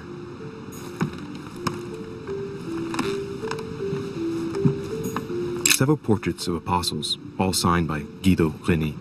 Looks like someone touched this commode recently. There are fingerprints on the sheets and in the dust.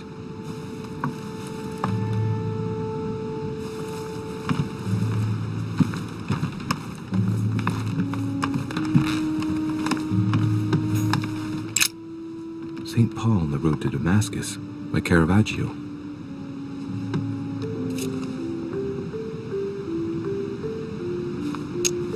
painting has been hanging here for a long time. A lot of dust is built up on it. Well, a finger has drawn a number in the thin layer of dust. I can read the number 4.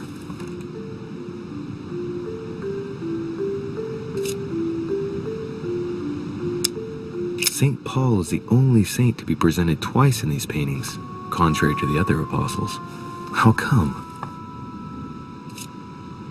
Caravaggio attained a magnificent command of black and the play of colors too. Paul facing an ordeal, the curtains of his illusions being raised, and receives the light from his Savior.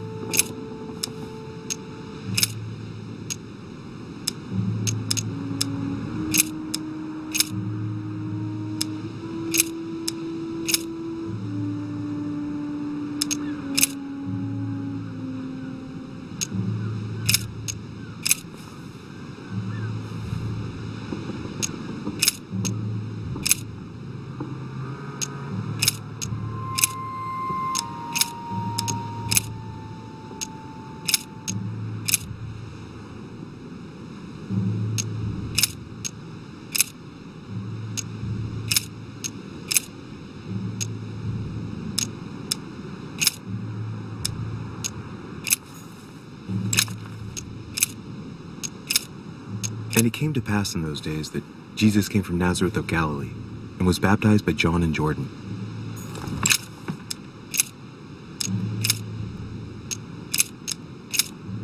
And as they did eat, Jesus took bread and blessed it and broke it and gave it to them and said, "Take, eat, this is my body."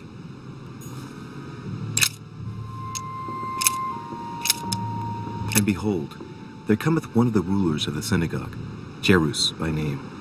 And when he saw him, he fell at his feet. Then came together unto him the Pharisees, and certain of the scribes, which came from Jerusalem.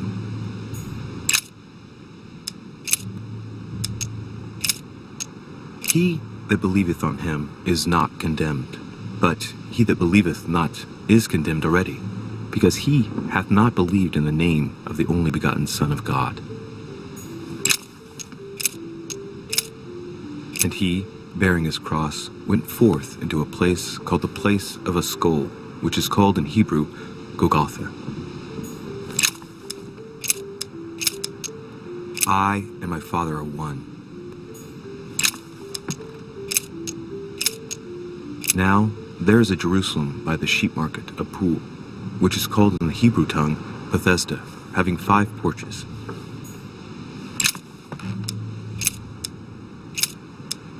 And it came to pass the day after that he went into a city called Nain, and many of his disciples went with him, and much people. And so many came and couldn't find the body of the Lord Jesus. And so it was that, while they were there, the days were accomplished that she should be delivered. And this taxing was first made when Cyrenius was governor of Syria.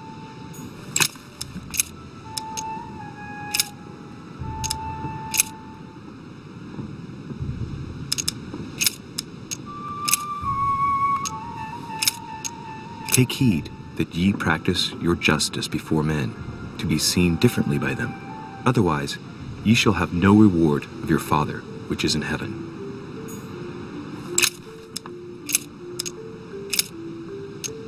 But Jesus turned him about, and when he saw her, he said, "Daughter, be of good comfort. Thy faith hath made thee whole." And the woman was made whole from that hour. and great multitudes were gathered together unto him, so that he went into a ship and sat, and the whole multitude stood on the shore. And said, For this cause shall a man leave father and mother, and shall cleave to his wife, and they twain shall be one flesh.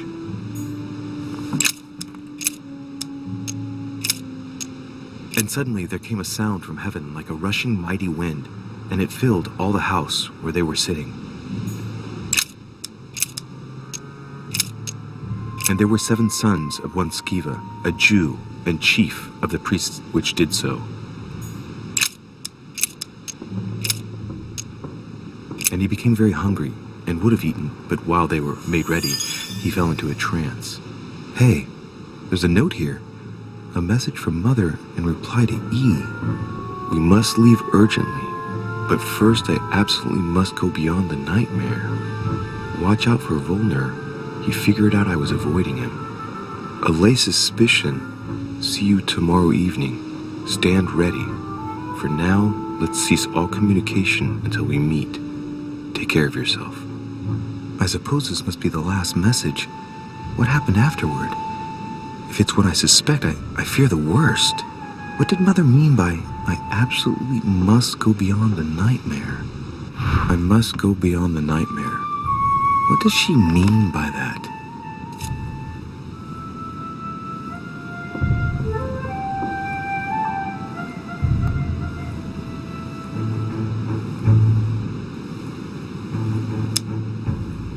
I'm guessing it's a metaphor. I need to figure out what this means. Mortimer's getting his guests together. I ought to join them so I don't look suspicious.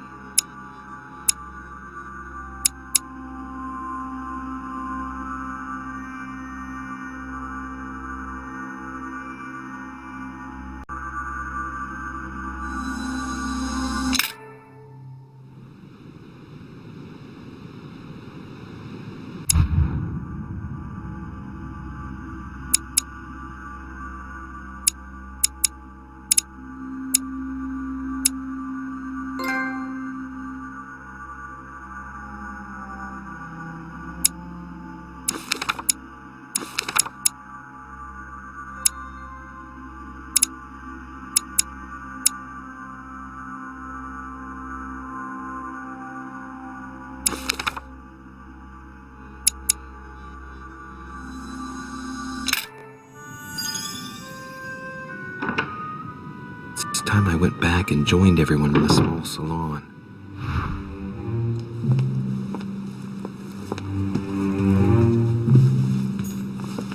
You are expected in the small salon, sir.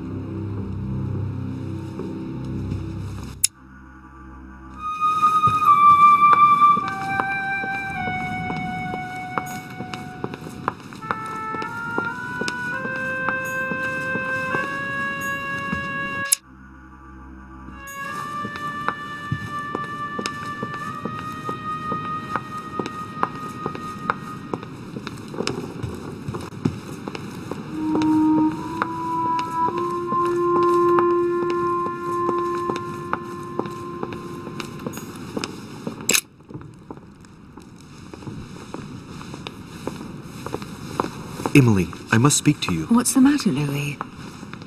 About last night, I'm guessing. Sadly, no. Even if I'd like to have, alas, there are more pressing matters. I have news about your sister. What have you found out? Look, I've started piecing together the events leading up to my mother's disappearance and your sister's.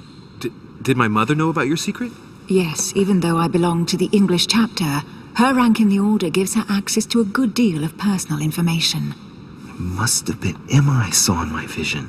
I was given to understand that my mother and your sister bonded during their stay.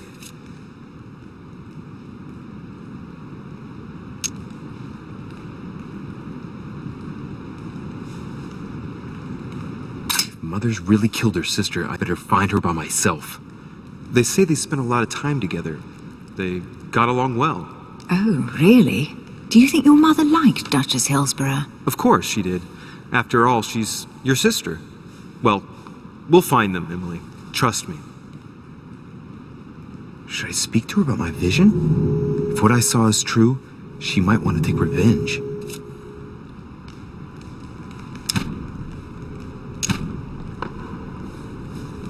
Emily, there's something else. Go on, then. It's about your sister. I don't know what happened exactly, but it's possible that my mother had a go at her. I know, Louis. I found out that same evening.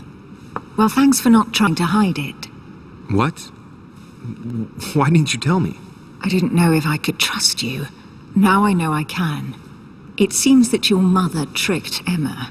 She apparently asked her to hide an important book so that even she wouldn't know where it was. And then she shot her like a dog to make sure no one would ever find it again. How did you find out? Sir Gregory told me on my arrival. I'm sincerely sorry, Emily. Thank you, Louis. You're very kind. It means a lot to me. But you do realize your mother will have to accept the consequences of her acts. There must be an explanation, Emily. That's what we shall see. We'll speak about it later, somewhere safe. Come, Louis. They're waiting for us.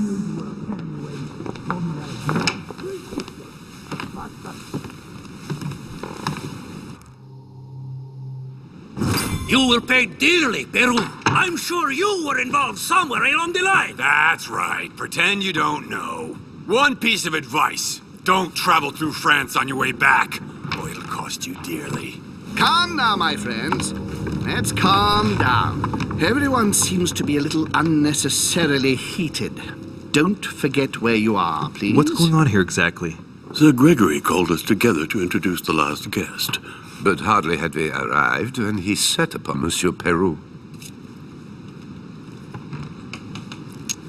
And what has Mr. Peru done to once again provoke someone's anger? We don't really know just yet. I get the feeling it won't be long before it gets out. How could you dare do such a thing? Dios mío, you are all out of your minds! Really, Duke Manuel? What made you kick up such a fuss? What? Have you not heard? Well, let me inform you that yesterday morning at 10:22 a.m. precisely, in the middle of the Place de la Révolution in Paris, by decree of the National Convention which Monsieur Peru works for, King Louis was guillotined. What? The King of France is dead, gentlemen. Our monarchies are in danger. I have said it before. How dare they? Oh dear. Oh, as if it Gracious. Friends, let us calm down. Don't pretend to be surprised. He got a fair trial. Ridiculous. Bastard. He was sentenced to death by 361 votes to 360. You beheaded a king for one vote. Is that your democracy? What an obnoxious act. Until this, anything was possible. This political coup will have grave consequences. France is lost. Gentlemen, please. Let us take a step back a moment. In the name of holiness. He was the highest representative of God in France, Emily. Gentlemen, Duchess, we're all among people of reputable company here. We should be able to manage the conflicts of our nations in a respectful and orderly manner. I fully agree with you, sir. But That's enough, sir. with whom do I have the pleasure of speaking? Louis Maras de Richer. Are you related to Sarah de Richer? Sarah is his mother, Duke. Gentlemen, this news affects us all, but I must ask you to remain calm. It's not the first time history has taken us by surprise. Let's ensure that our respective countries are allowed to respond appropriately to this news. Oh, rest assured. The response will not fall short, my friend. Good for you. Well, Your Grace, here I was preparing to introduce you as is proper, and you've beaten me to it. I'm delighted that we are all together at last. Our meeting will therefore be able to kick off shortly. I have just a few more little preparations to take care of before you all find out the reason for your presence here. In the meantime, I shall leave you to get to know one another. When you hear the bell, please proceed to the conclave room on my left, behind that door. I'll see you later.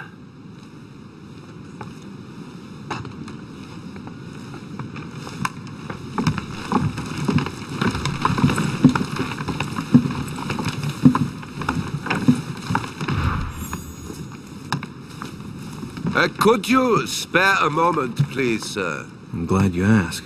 I want to talk to you, too. Of course. I heard about your mother's disappearance.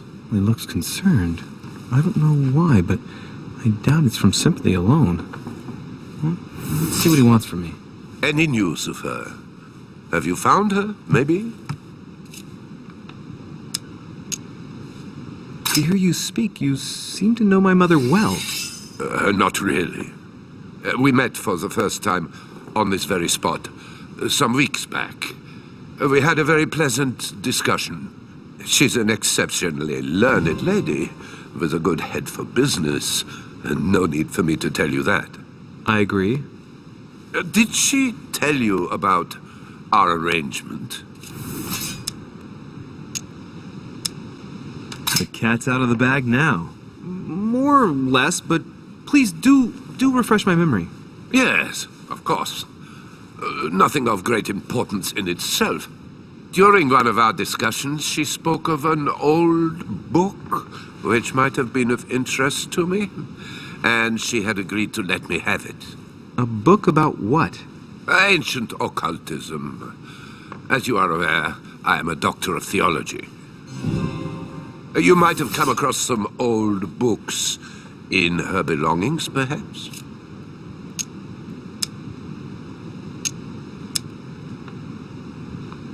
The least one can say is that he doesn't beat around the bush. Sarah never travels without a few books. What does the one you're looking for look like exactly? It resembles a grimoire. It's divided into 7 parts, each one individually locked. It was made in such a way that if someone tried to tamper with it, the sheets would be permanently tarnished. It's a unique copy. There's only one. The mere mention of it makes his face light up. Well, I'll take a closer look, but I can't promise you anything. You seem very upset. Is it so important to you, this book? Well, it's the search of a lifetime. What can I say? Every time I move closer to it, it seems to slip away at the last minute. I was very surprised to learn that your mother had it in her possession.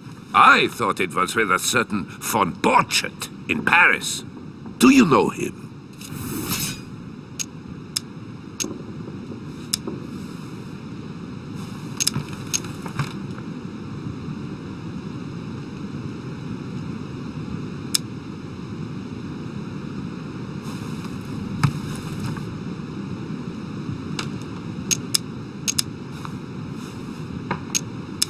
Indeed.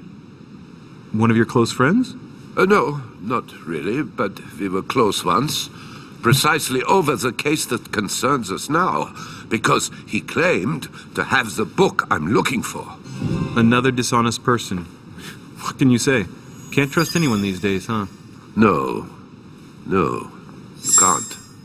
I hope I've been able to satisfy your curiosity, Mr. von Volner.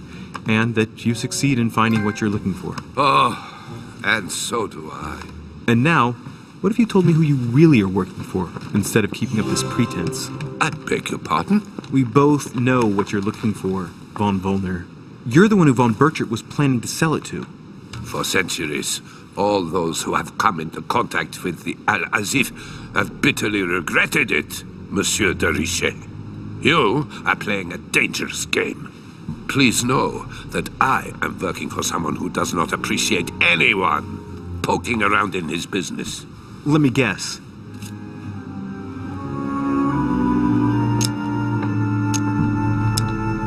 It's Sir Gregory. Correct. You ought to know then, he is not a man who likes to be duped. You are walking on thin ice, sir.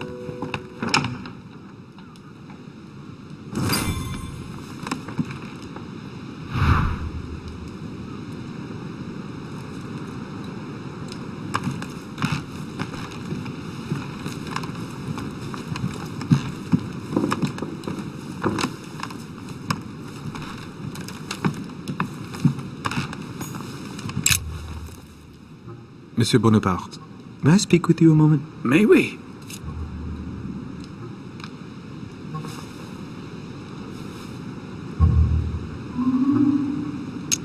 What do you think of Duke Godoy? Well, I'd rather not express any opinion of him. Why is that? His reputation is enough for me.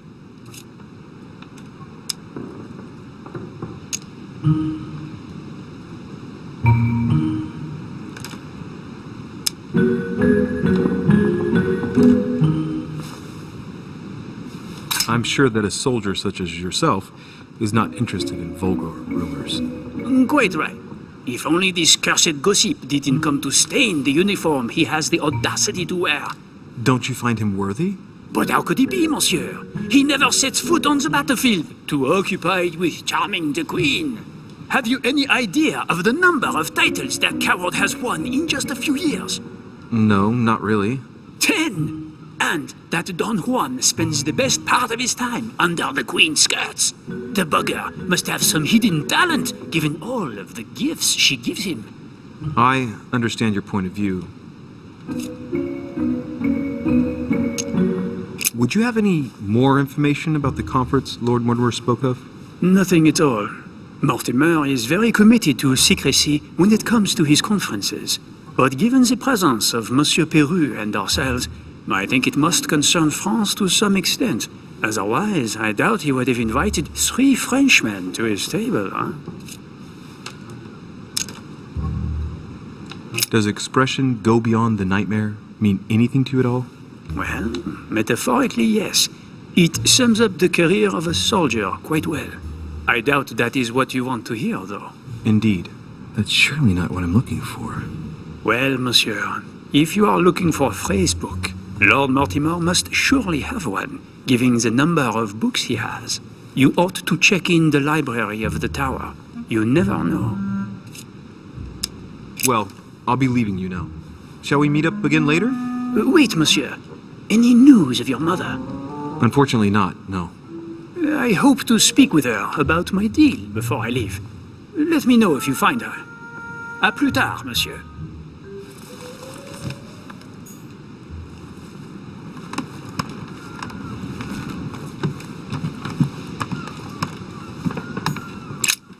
There's a pattern with 5 circles on this chest.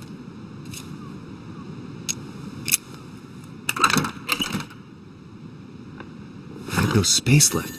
I'll retrieve it later. I have no space left. I'll retrieve it later. Chronicles of the Amber Princes. As I recall, Dorkin was my favorite character.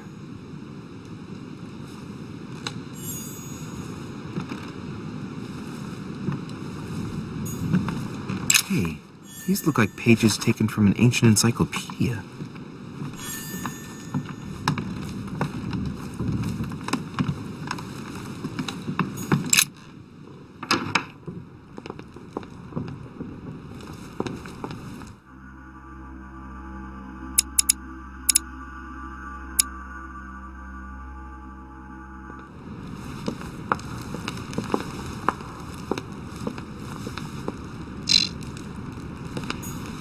What can I do for you, sir? I am at your service day and night, sir.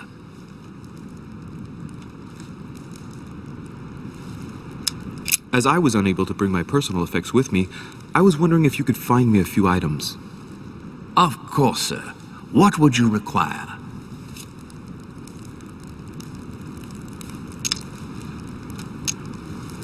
My good fellow, would you have any amber available? I would, but unfortunately I don't think I am authorized to give it out, sir.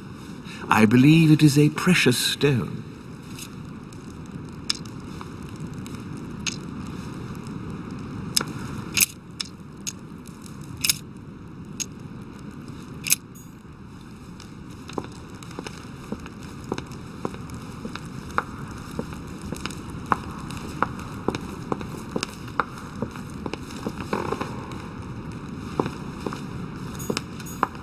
A ruble.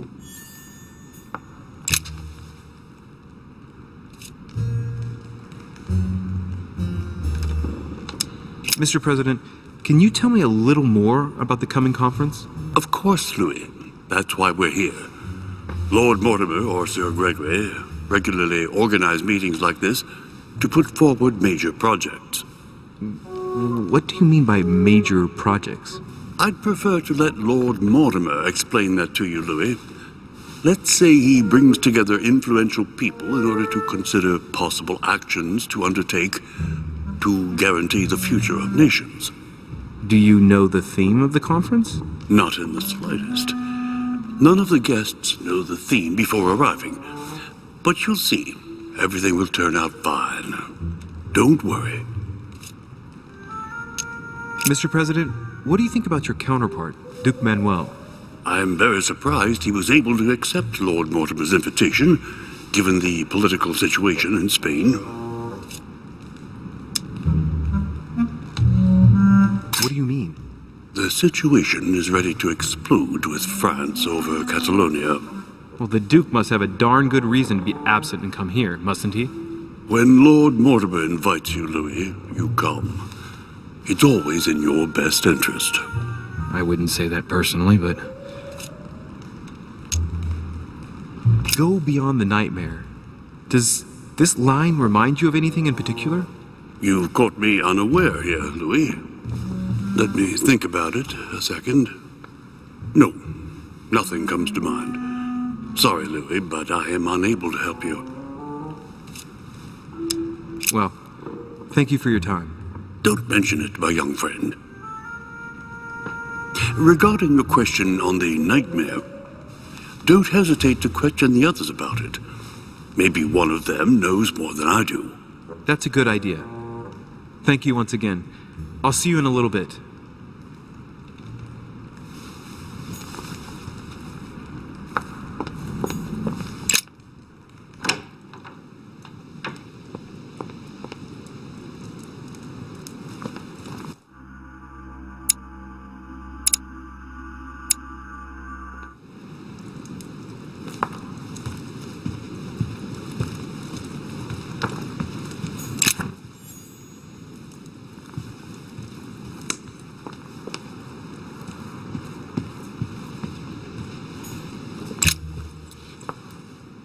Louis, just the man.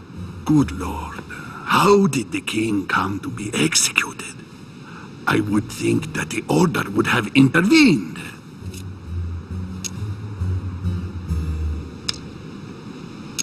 Your Eminence, I haven't been following the case. I'm sure that the order did everything in its power.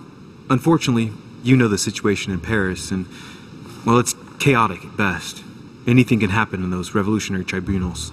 The king is the official representative of God on earth, my son. Your Eminence, France has become a secular state.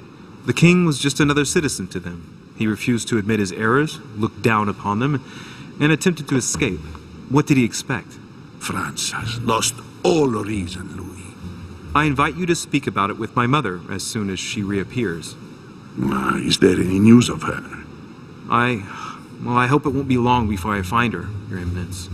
Louis, I'm counting on you. If you don't find Sarah before my departure, I must ask you to give me back the letter I gave you. Oh, don't worry about that, Your Eminence. Now you wanted to speak to me.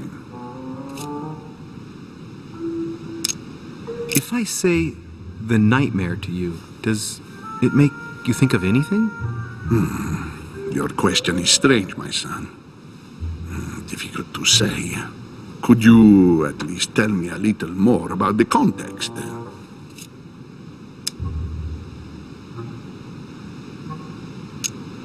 Think of a place and tell me the first thing that comes into your mind when I say the nightmare. Let me think. I'd say Lord Mortimer's favorite painting on the wall behind his desk. You know, that painting caused quite a stir when it was exhibited. It is titled The Nightmare, and it shows a woman lying down with a creature sitting on her. And in the background, a horse. I don't know if it will be of any help, but I can't think of anything else. You never know. Thank you for that, though, Your Eminence. I gotta go and see it just in case, though. Thank you for everything, Your Eminence. I shan't take up any more of your time. You are welcome, my son. I will be seeing you, Louis.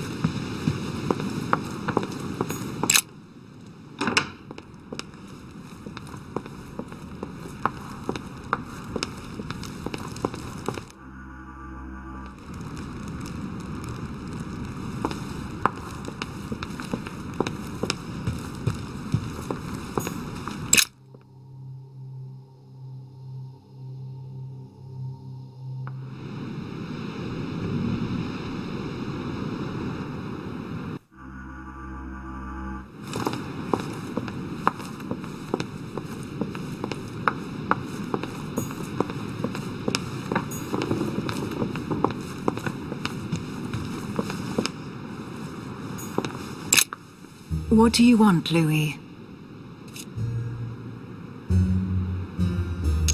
Emily, what can you tell me about the coming conference? Sir Gregory and Lord Mortimer organize this kind of high society meeting every so often in order to consider the world situation. But to what purpose? Well, by bringing together the most influential people from the dominant nations of the modern world, they allow the mighty to discuss matters with calm clarity. There are precedents of armistices being signed at the end of these talks, you know.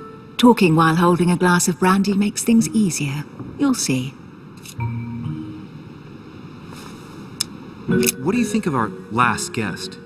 Well, I never thought I would get the chance to meet that Hispanic Casanova in the flesh. His reputation is well known. The gentleman collects lovers, including, would you believe it, the Queen of Spain. The Queen of Spain likes to indiscreetly say, the King, Godoy, and myself make up the Holy Trinity. The people have appropriately renamed them the Goat, the Ruffian, and the Whore. I didn't see you being a mudslinger in your idle hours, I must say. You're leaving me? Unfortunately, I have things to do. Thank you again, madam.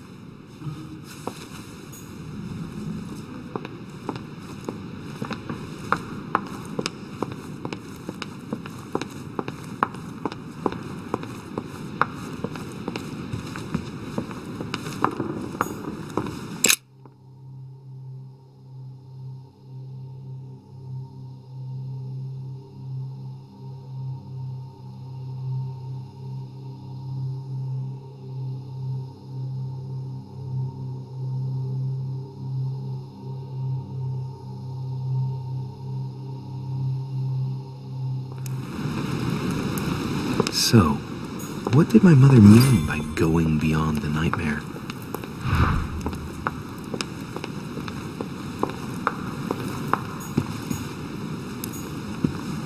Now, what have we got here? Well, it looks like a model of a lock. It's as if Mortimer's fond of complicating things sometimes. Well, I hope I never have to try and unlock it.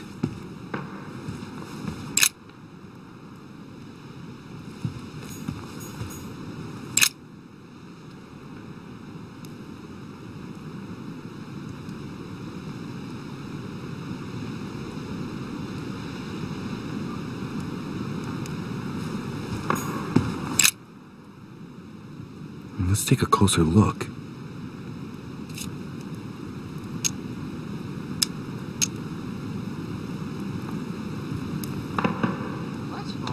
These chocolates are probably a protocol gift. Everybody in Europe loves them nowadays. Marie Antoinette, the Queen of France, has her own personal chocolate maker at Versailles. They say it's her guilty little morning ritual before getting dressed. A cup with 1 sugar and some vanilla, if I remember rightly. I would be surprised if Mortimer has them delivered straight from South America. Dark chocolate beans. Very bitter. They're greatly prized in high society.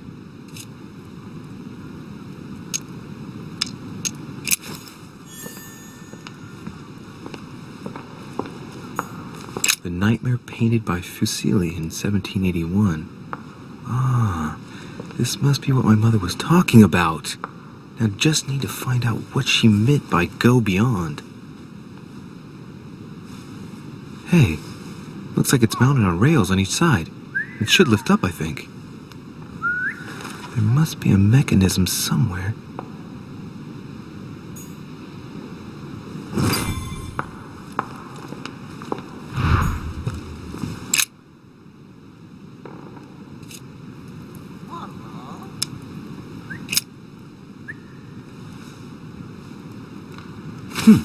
Might come in handy.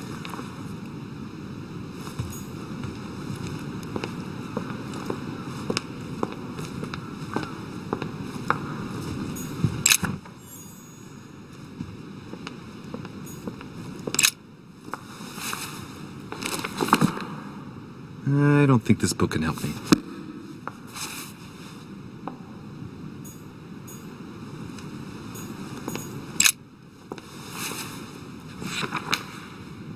I don't think this book can help me.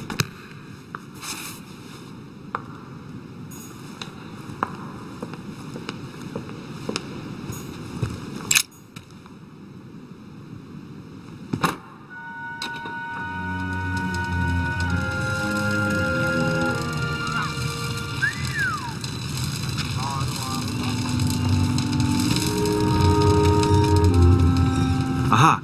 I found it. Oh, what on earth is this? A ring lock now? Great. That's all I needed.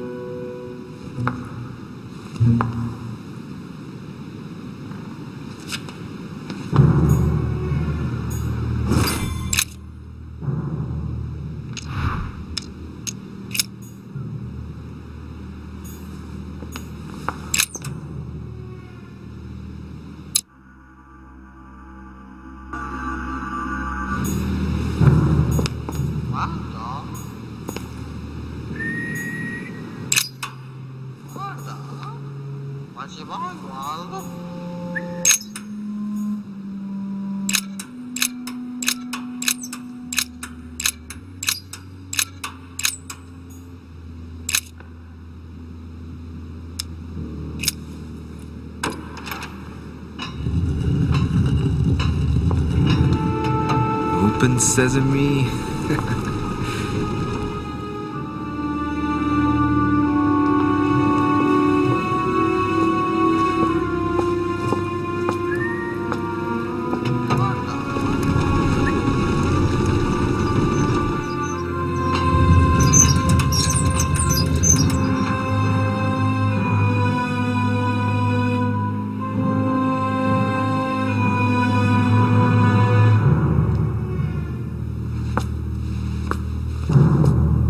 Let's see what you've been hiding, Lord Mortimer.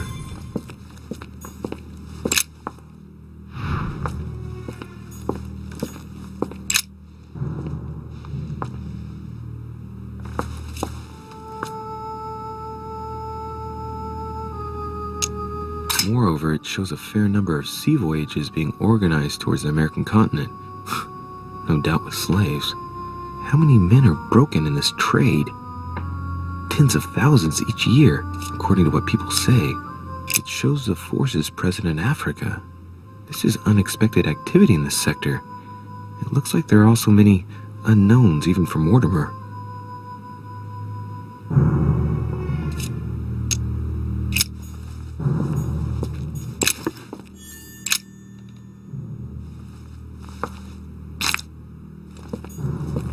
Weakness of the Human Psyche by Guillaume Trimore. He says, it is possible to drill an idea into someone by constant daily repetition until the mind gives in. And goes on, there are hundreds of good ways to live life, but you only need one to convince the masses that it's the only one possible.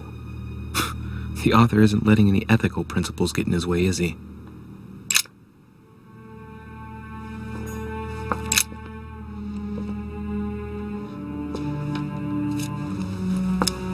Some of those forces are pushing toward the west.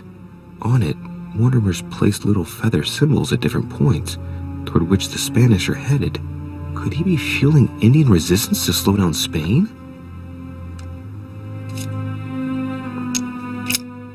This shows the forces present in America.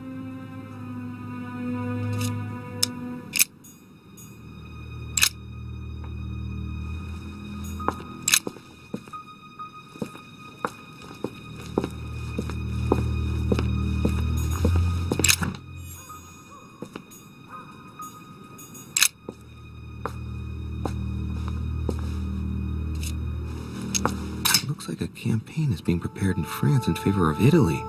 Could Mortimer have decided to finance a war? It shows the forces present in Europe. It's clear that France is surrounded by her enemies.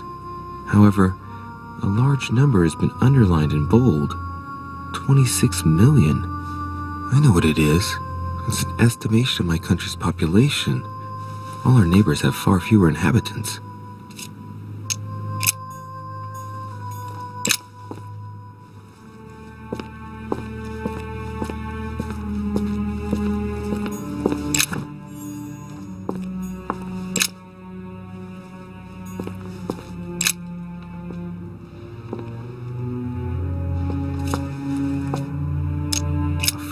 Map of the Orient, indeed.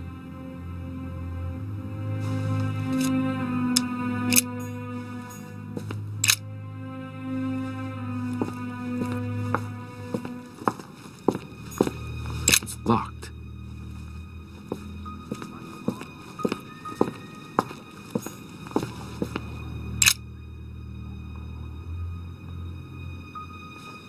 This is my mother's writing. I've picked up her trail. What is she up to? Obviously, she wants to lure Mortimer somewhere, but where? The only clue she's left for Mortimer is his stone sword. It must be intentional. It looks like a decorative sword, like from a statue, for example. And judging by the state of it, I'm guessing it's been left outside for a long time. I have absolutely got to find out where it came from.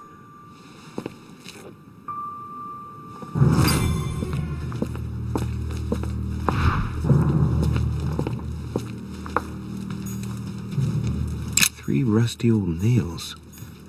They're about 20 centimeters long. Some goat skulls, chicken legs. Now we all know what that's for. I'm a little surprised at Mortimer. Look, a pack of tarot cards. Has he been reading the cards? Mortimer? That would surprise me. It is a typical draw on a line that answers a specific question. To the left, temperance. That announces a reward for one who patiently waits before taking any action. And in the middle, the chariot, which symbolizes triumph and business success. To the right, the emperor evokes a future full of power and stability.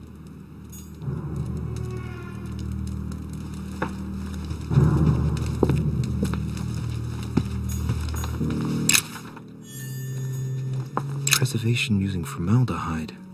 Just as disgusting as ever. Something strange about this table. The Little Surgeon's Perfect Collection.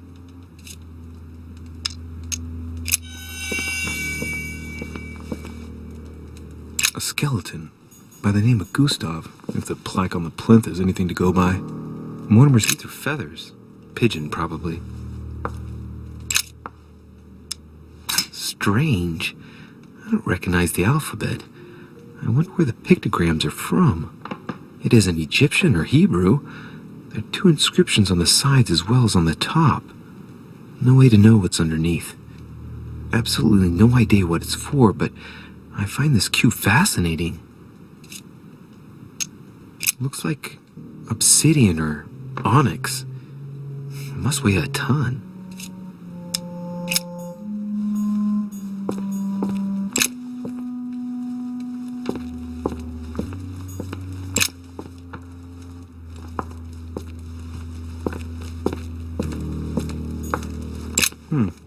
That must be for writing the home pigeon messages. An iron mask. I wonder who it's for.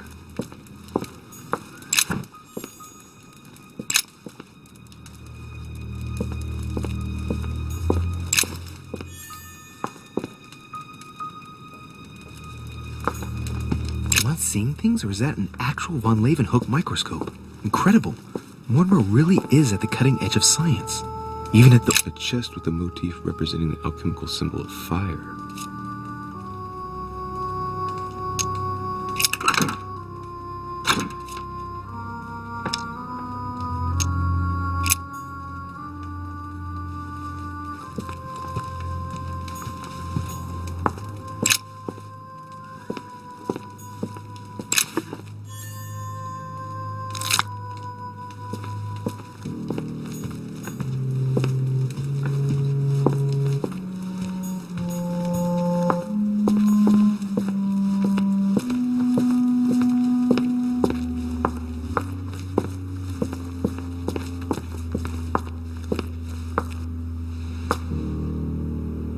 Oh, shit. How am I gonna get out of here now?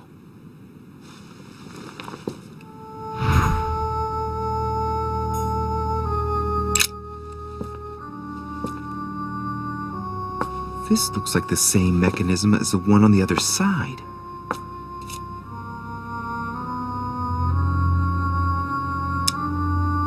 It looks too easy. It could be a trap.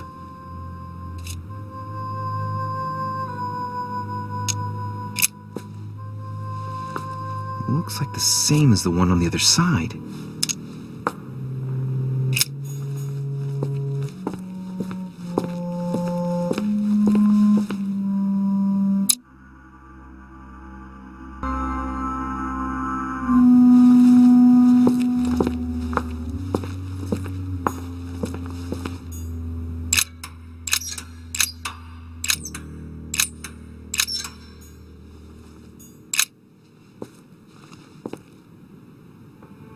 This looks like the same mechanism as the one on the other side.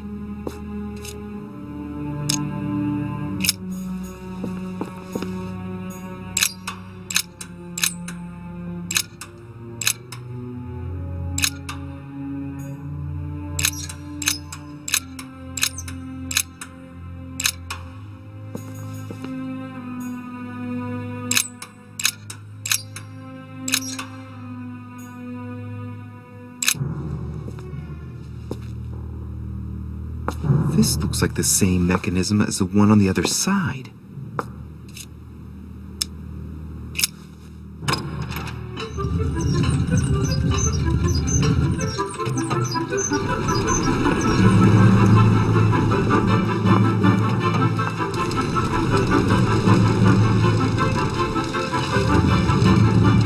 Well, we better not dwell on it then.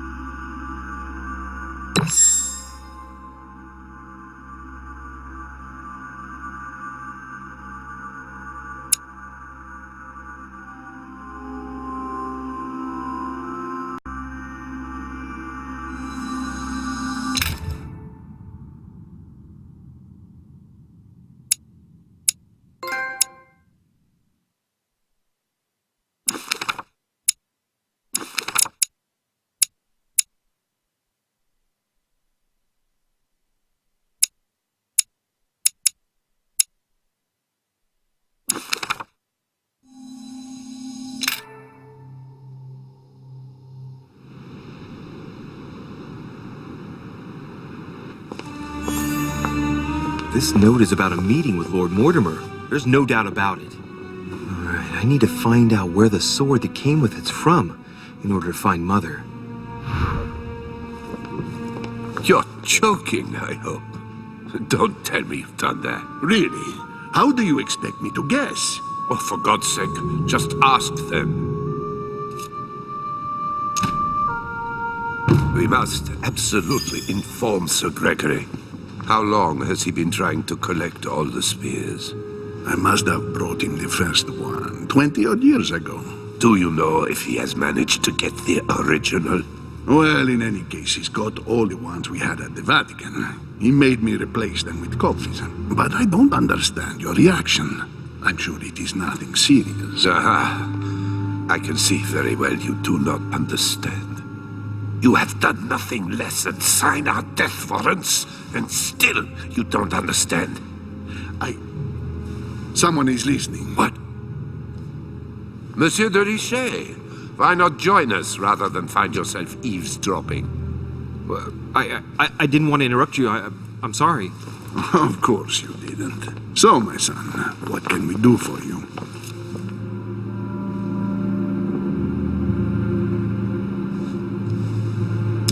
I didn't mean to spy on you, but you caught my attention.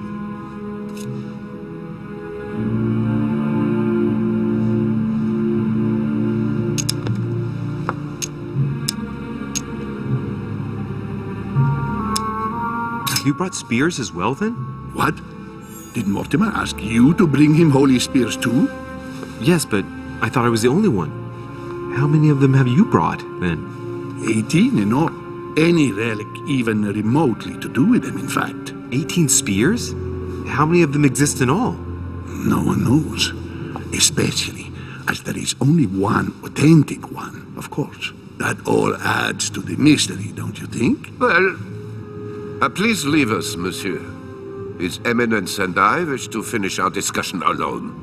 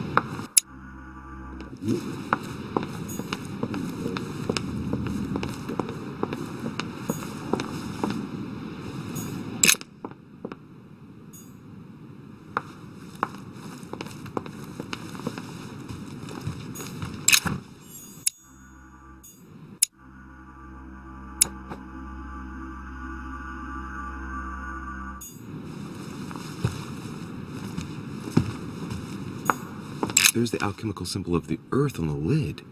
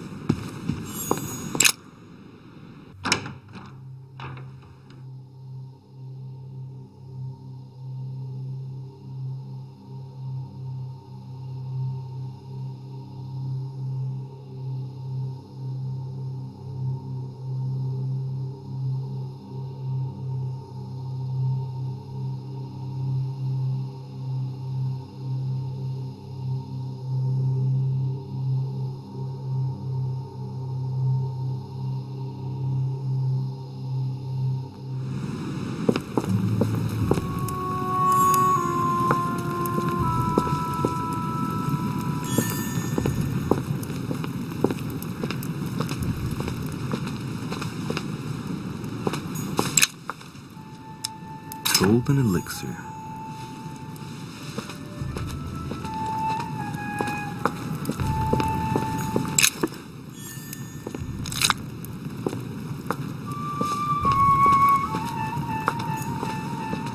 Well, Monsieur de Richet, what brings you here?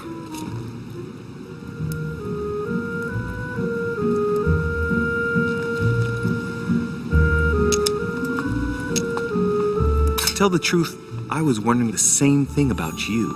It's rare for guests to wander about in the garden. I wanted to be alone for 5 minutes. You look worried. Worried? No. Resolved would be a more exact term. Resolved to do what? What's the point in answering? You wouldn't believe me anyway. I'll be leaving now because whatever it is you're up to, I do not want to know. Be seeing you.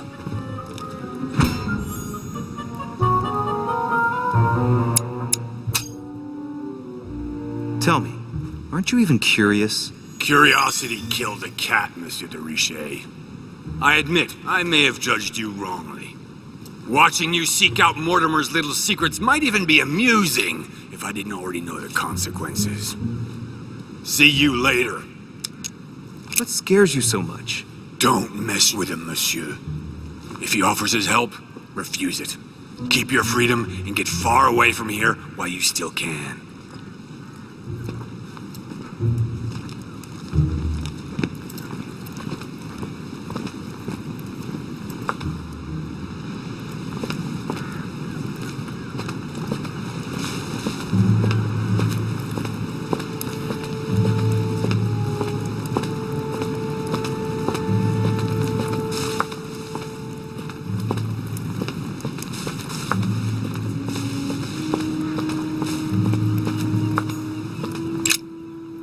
Ariadne. In Greek mythology, she helped Theseus get through the labyrinth. Looks like there's a crack in the region of the heart. The state the stone of the statue is in reminds me of the sword. I'll bet my boots this is where Mother wanted to lure Mortimer. Just need to know why. If I recall the Iliad, Ariadne is none other than the daughter of Minos and Pasiphae. She was in love with Theseus and helped him in his quest to kill the Minotaur in return for a promise of marriage if he defeated the monster. She gave him a reel of thread so that he could find his way back through the labyrinth, which was famous for being unsolvable. But once the beast was slain, the gallant was quick to abandon her on an island. Turns out heroes are not what they once were. I guide the sword that will kill the monster. Let's see.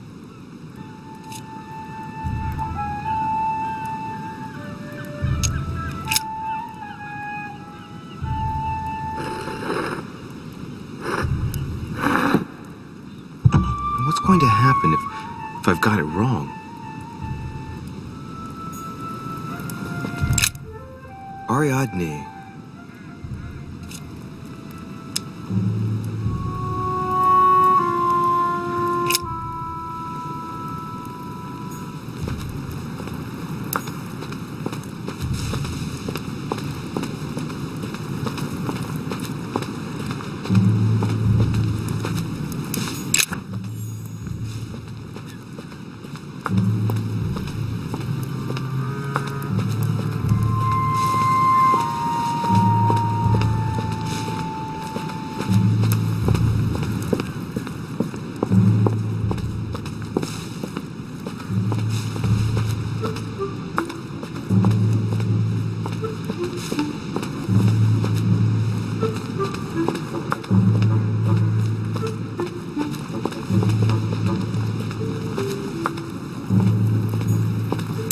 Theseus, son of Aegeus.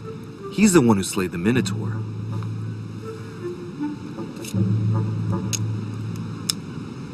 Wrongly positioned. I am the blind hero. I wasn't expecting an inscription like that. I wonder if Mother managed to solve this enigma.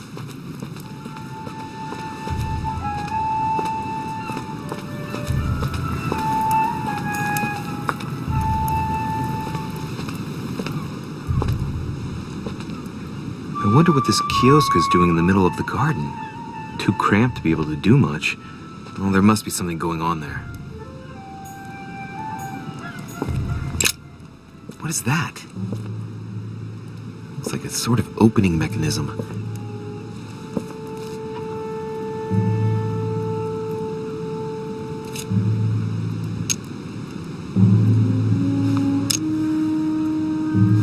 Knowing Mortimer, I bet it's booby-trapped. There's a little hole at the fingers. I'm pretty sure if I get it wrong, I'll get pricked. Damn you, Mortimer. Reminds me of traps I studied in Egyptian tombs. Knowing Mortimer, I bet it's booby-trapped. There's a little hole at the fingers. I'm pretty sure if I get it wrong, I'll get pricked. Damn you, Mortimer. Reminds me of traps I studied in Egyptian tombs.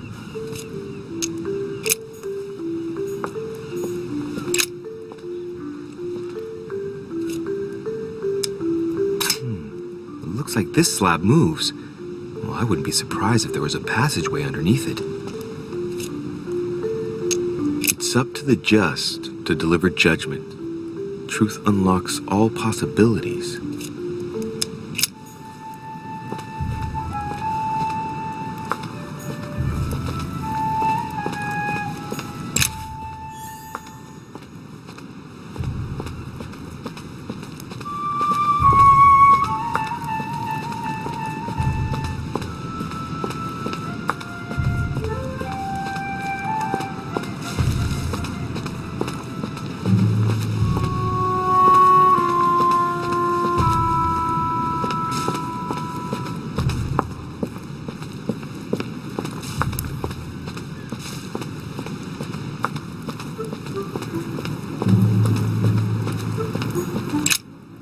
Ariadne. Try something else.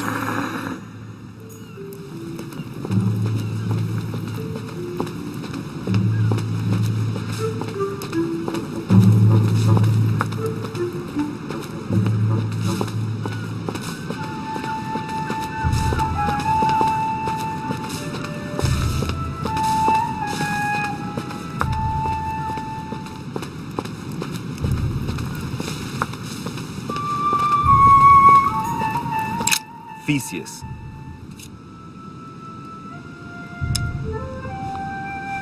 Looks like a crack has been made on his torso.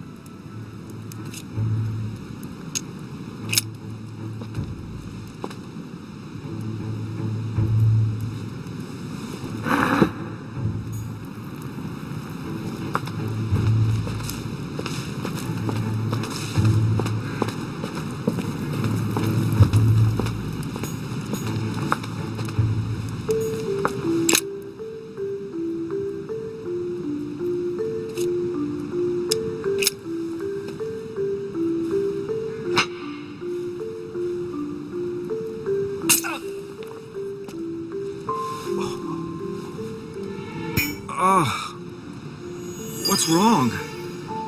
Either I'm imagining things or my hand was pricked. It had poison on it. My head. I feel hot. Pasiphae, daughter of Perseus and sister of Circe. She married Minos and became the queen of Crete.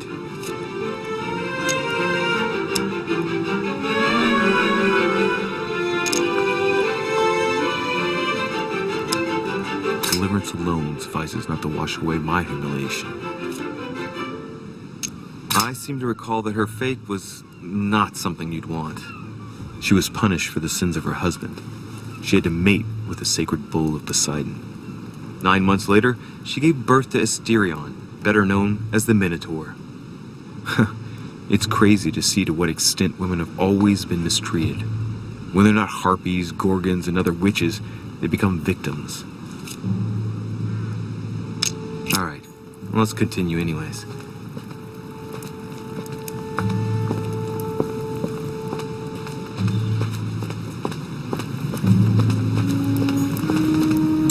Theseus. I wonder if Mother managed to solve Theseus. Let's try something else instead.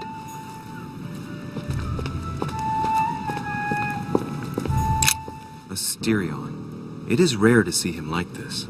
In general, he's represented with the head of a bull, with the features of the Minotaur. The famous son of Minos and Pasiphae. I am the cursed child.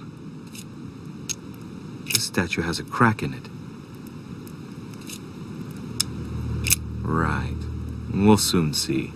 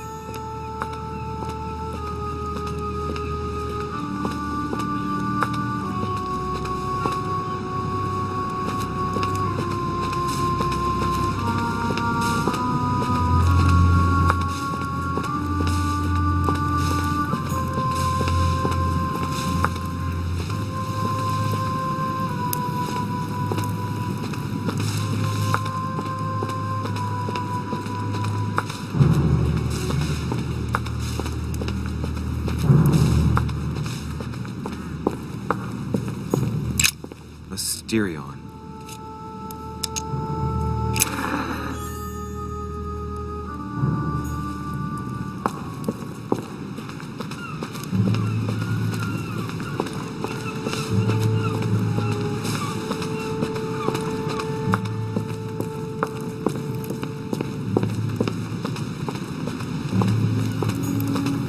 Daedalus.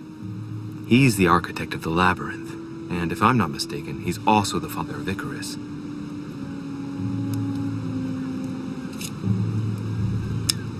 I'm the architect of my own demise. Hey, there's a crack in this statue too.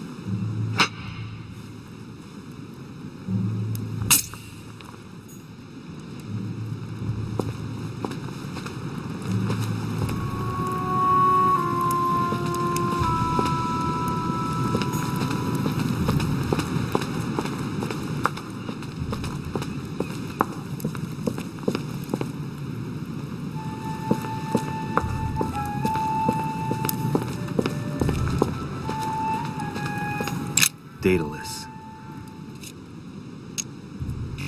Alright, let's try again. You never know.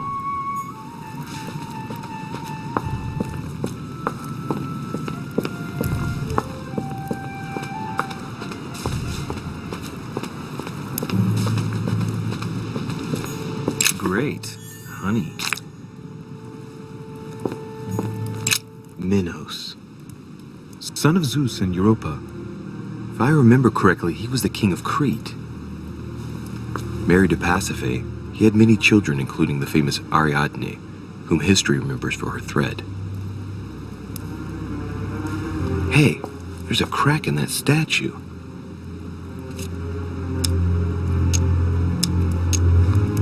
His gesture sealed his fate. In mythology, King Minos was known as a wise and just king, despite the fact that he deceived Poseidon. As punishment, his country was devastated by the white bull of the sea god, and his wife became passionately in love with it. From their union, Asterion was born, sadly known to us as the Minotaur.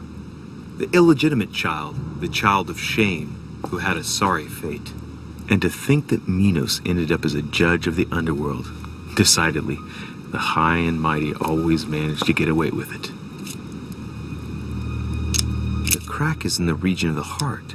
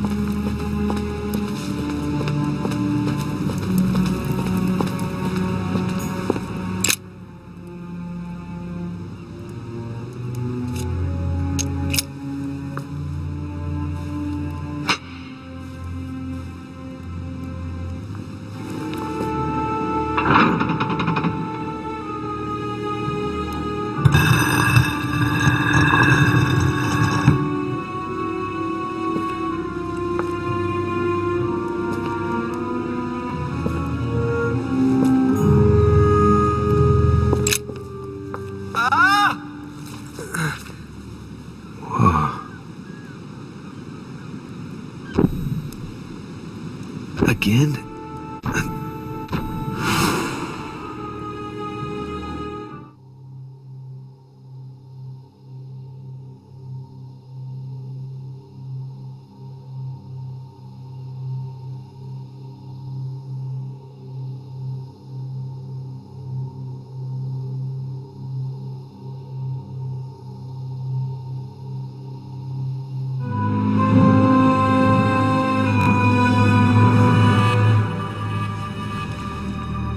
You can't be serious, Manuel. You know that's not going to happen. You must leave me alone now. I have agreed to everything. Even to... Agreed? I wasn't aware you had a choice. What's going on here? What now? What else must I do to win back my freedom? Obey me. Now get out!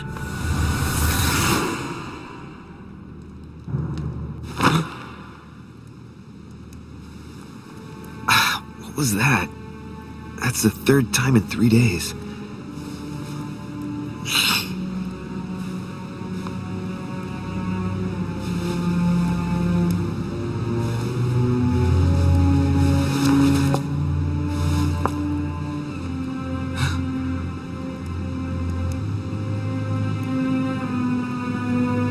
Let's see if you're in there, Mother.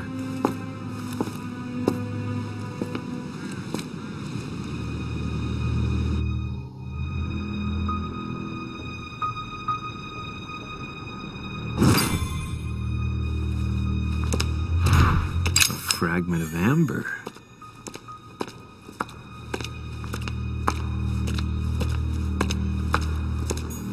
Bandages. Someone's been patching themselves up. Looks like my mother took advantage of being in hiding to change her bandages, huh? This is silk. She must have used her own clothes.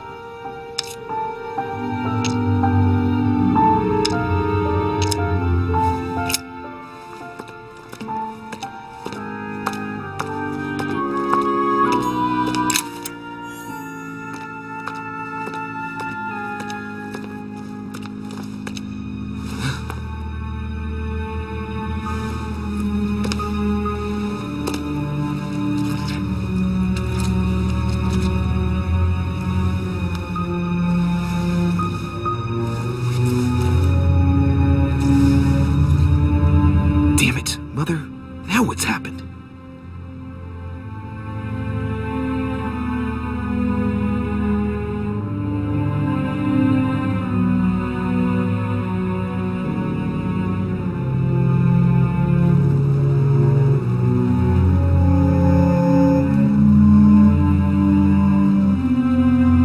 Don't move! Wait, I'm not armed. Who are you? Good God, Mother, what have you— Tell me who you are.